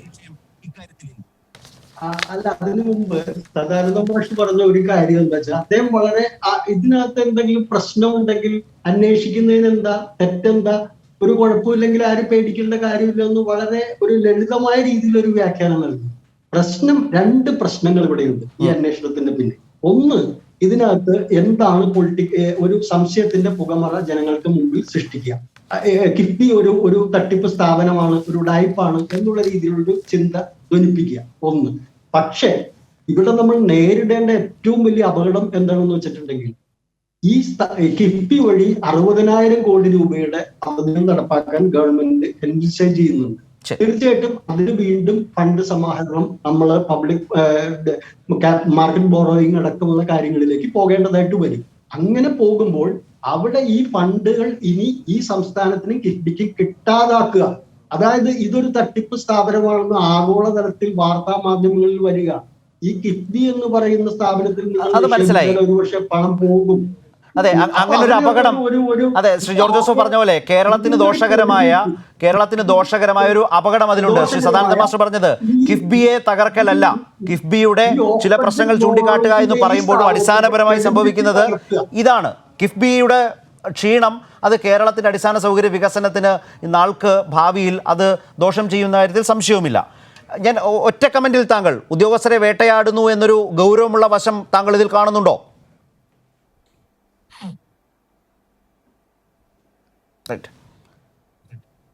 ഞാൻ ശ്രീ ജെയിംസ് മാത്യുവിലേക്ക് അവസാനമായി അദ്ദേഹം പറഞ്ഞ പണലഭ്യത, അതിൽ ഗൗരവം, വളരെ രസകരമായ ഒരു കമൻറ്റ് ഇന്ന് ധനകാര്യമന്ത്രി പറയുകയുണ്ടായി. ശ്രീ ജെയിംസ് മാത്യു അദ്ദേഹം പറഞ്ഞത് കേന്ദ്രം ഭരിക്കുന്നത് BJP ആണെന്നും ഇത്തരം കളികളെല്ലാം വരുമെന്നറിയാവുന്നതുകൊണ്ടും ഈ കളികൾ അറിഞ്ഞുകൊണ്ട് തന്നെയാണ് കിഫ്ബി മുന്നോട്ട് പോയത്, മുൻകരുതലുകളെല്ലാം എടുത്തിരുന്നു, പണലഭ്യത ഉറപ്പാക്കി. നേരത്തെ ശ്രീ ജോർജ് ജോസഫ് പറഞ്ഞതുപോലെ ഇത്തരം തടസ്സങ്ങളും ഇത്തരം തകർക്കലുകളും ഉണ്ടാകാം എന്ന് കരുതി തന്നെ കിഫ്ബി മുൻകൂറായി പ്രവർത്തിച്ചു എന്ന് പറഞ്ഞതുകൂടി ധനകാര്യമന്ത്രി പറയുകയുണ്ടായി ഇന്ന്.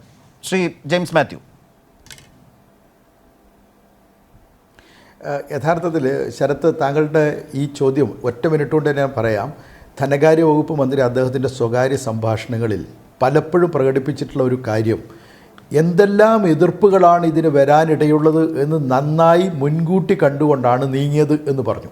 അപ്പോൾ ആ നീങ്ങിയതിൽ ഏറ്റവും പ്രധാനപ്പെട്ട ഒന്നാണ് മസാല ബോണ്ട് ആശ്രയിക്കാൻ തീരുമാനിച്ചത് എന്ന് പറഞ്ഞാൽ, യഥാർത്ഥത്തിൽ ഇവരാര് വിചാരിച്ചാലും ഈ കേരളത്തെ സ്നേഹിക്കുന്ന, ലോകത്തിൻ്റെ നാനാഭാഗങ്ങളിൽ ജീവിക്കുന്ന മലയാളികൾക്ക് ഇന്ത്യൻ റുപ്പിയിൽ നിക്ഷേപം നടത്താനും ഇന്ത്യൻ റുപ്പിയിൽ നമുക്ക് കിഫ്ബിയിൽ നിന്ന് പണം തിരികെ കൊടുക്കാനും നിശ്ചിത പലിശ അതിനോടൊപ്പം ചേർക്കാനും പറ്റുന്ന ഏറ്റവും പ്രധാനപ്പെട്ട ഒരു സാധ്യത ഓപ്പൺ ചെയ്തു വെച്ചത് തന്നെ ഇത്തരം ഒരു കാര്യത്തെ മുൻകൂട്ടി കണ്ടുകൊണ്ടാണ്.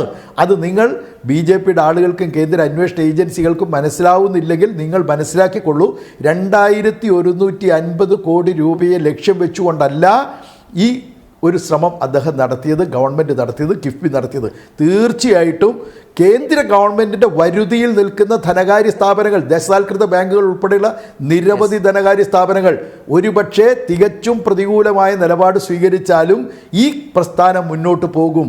അതുതന്നെയാണ് ഞങ്ങളൊക്കെ അദ്ദേഹത്തോട് ചോദിച്ചു, ഈ കിഫ്ബി മസാല ബോണ്ട് ഇറക്കിയിട്ട് കിട്ടാവുന്ന തുക നമുക്ക് നാട്ടിൽ നിന്ന് തന്നെ സമാഹരിച്ചൂടെ? ഒരു ചോദ്യം വളരെ പ്രസക്ത. അങ്ങനെ നാട്ടിൽ നിന്ന് മാത്രം സമാഹരിക്കാൻ തീരുമാനിച്ചിരുന്നെങ്കിൽ, ഈ മസാല ബോണ്ടിൻ്റെ പ്രൊവിഷൻ ഉണ്ടായിരുന്നില്ലെങ്കിൽ, ഇവരുടെ ഇൻഡാസിൻ്റെ മുൻപിൽ ഈ കേരളത്തിലെ കിഫ്ബിയിൽ നടത്തിയിട്ടുള്ള നിക്ഷേപകർ ഒരുപക്ഷെ അവരുടെ നിക്ഷേപം മെച്യൂർ ആകുന്നതിന് മുമ്പ് പിൻവലിക്കാൻ ശ്രമിക്കുകയോ അല്ലെങ്കിൽ കൂടുതൽ നിക്ഷേപം നൽകാതിരിക്കുകയോ ചെയ്തെങ്കിൽ നമ്മൾ വല്ലാതെ ദുരിതപ്പെട്ടു പോയിരുന്നു. പക്ഷേ ഇന്ന് ആ പ്രയാസമില്ല. ഇപ്പം നമ്മൾ കുറച്ചേ എടുത്തിട്ടുള്ളൂ, ഇനിയും കൂടുതൽ എടുക്കാൻ യാതൊരു സാങ്കേതിക നിയമ തടസ്സങ്ങളുമില്ലാതെ ഒരു ഡോർ ഓപ്പൺ ചെയ്ത് കിടക്കുകയാണ്. നിങ്ങൾ ഓർമ്മിക്കണം, ഈ പ്രതിസന്ധി മുന്നിൽ കണ്ടുകൊണ്ട് തന്നെയാണ് ഒരുപാട് വെല്ലുവിളി ഏറ്റെടുക്കേണ്ടി വരുമെന്ന് മനസ്സിലാക്കി തന്നെയാണ് ഇതിനു വേണ്ടി ശ്രമിച്ചിട്ടുള്ളത്. അതുകൊണ്ട് കിഫ്ബിക്കും അതുവഴി നടത്തുന്ന കേരളത്തിൻ്റെ വികസന പ്രവർത്തനങ്ങൾക്കും ആര് വിചാരിച്ചാലും ഒരു പ്രതിസന്ധിയും സൃഷ്ടിക്കാൻ സാധിക്കില്ല.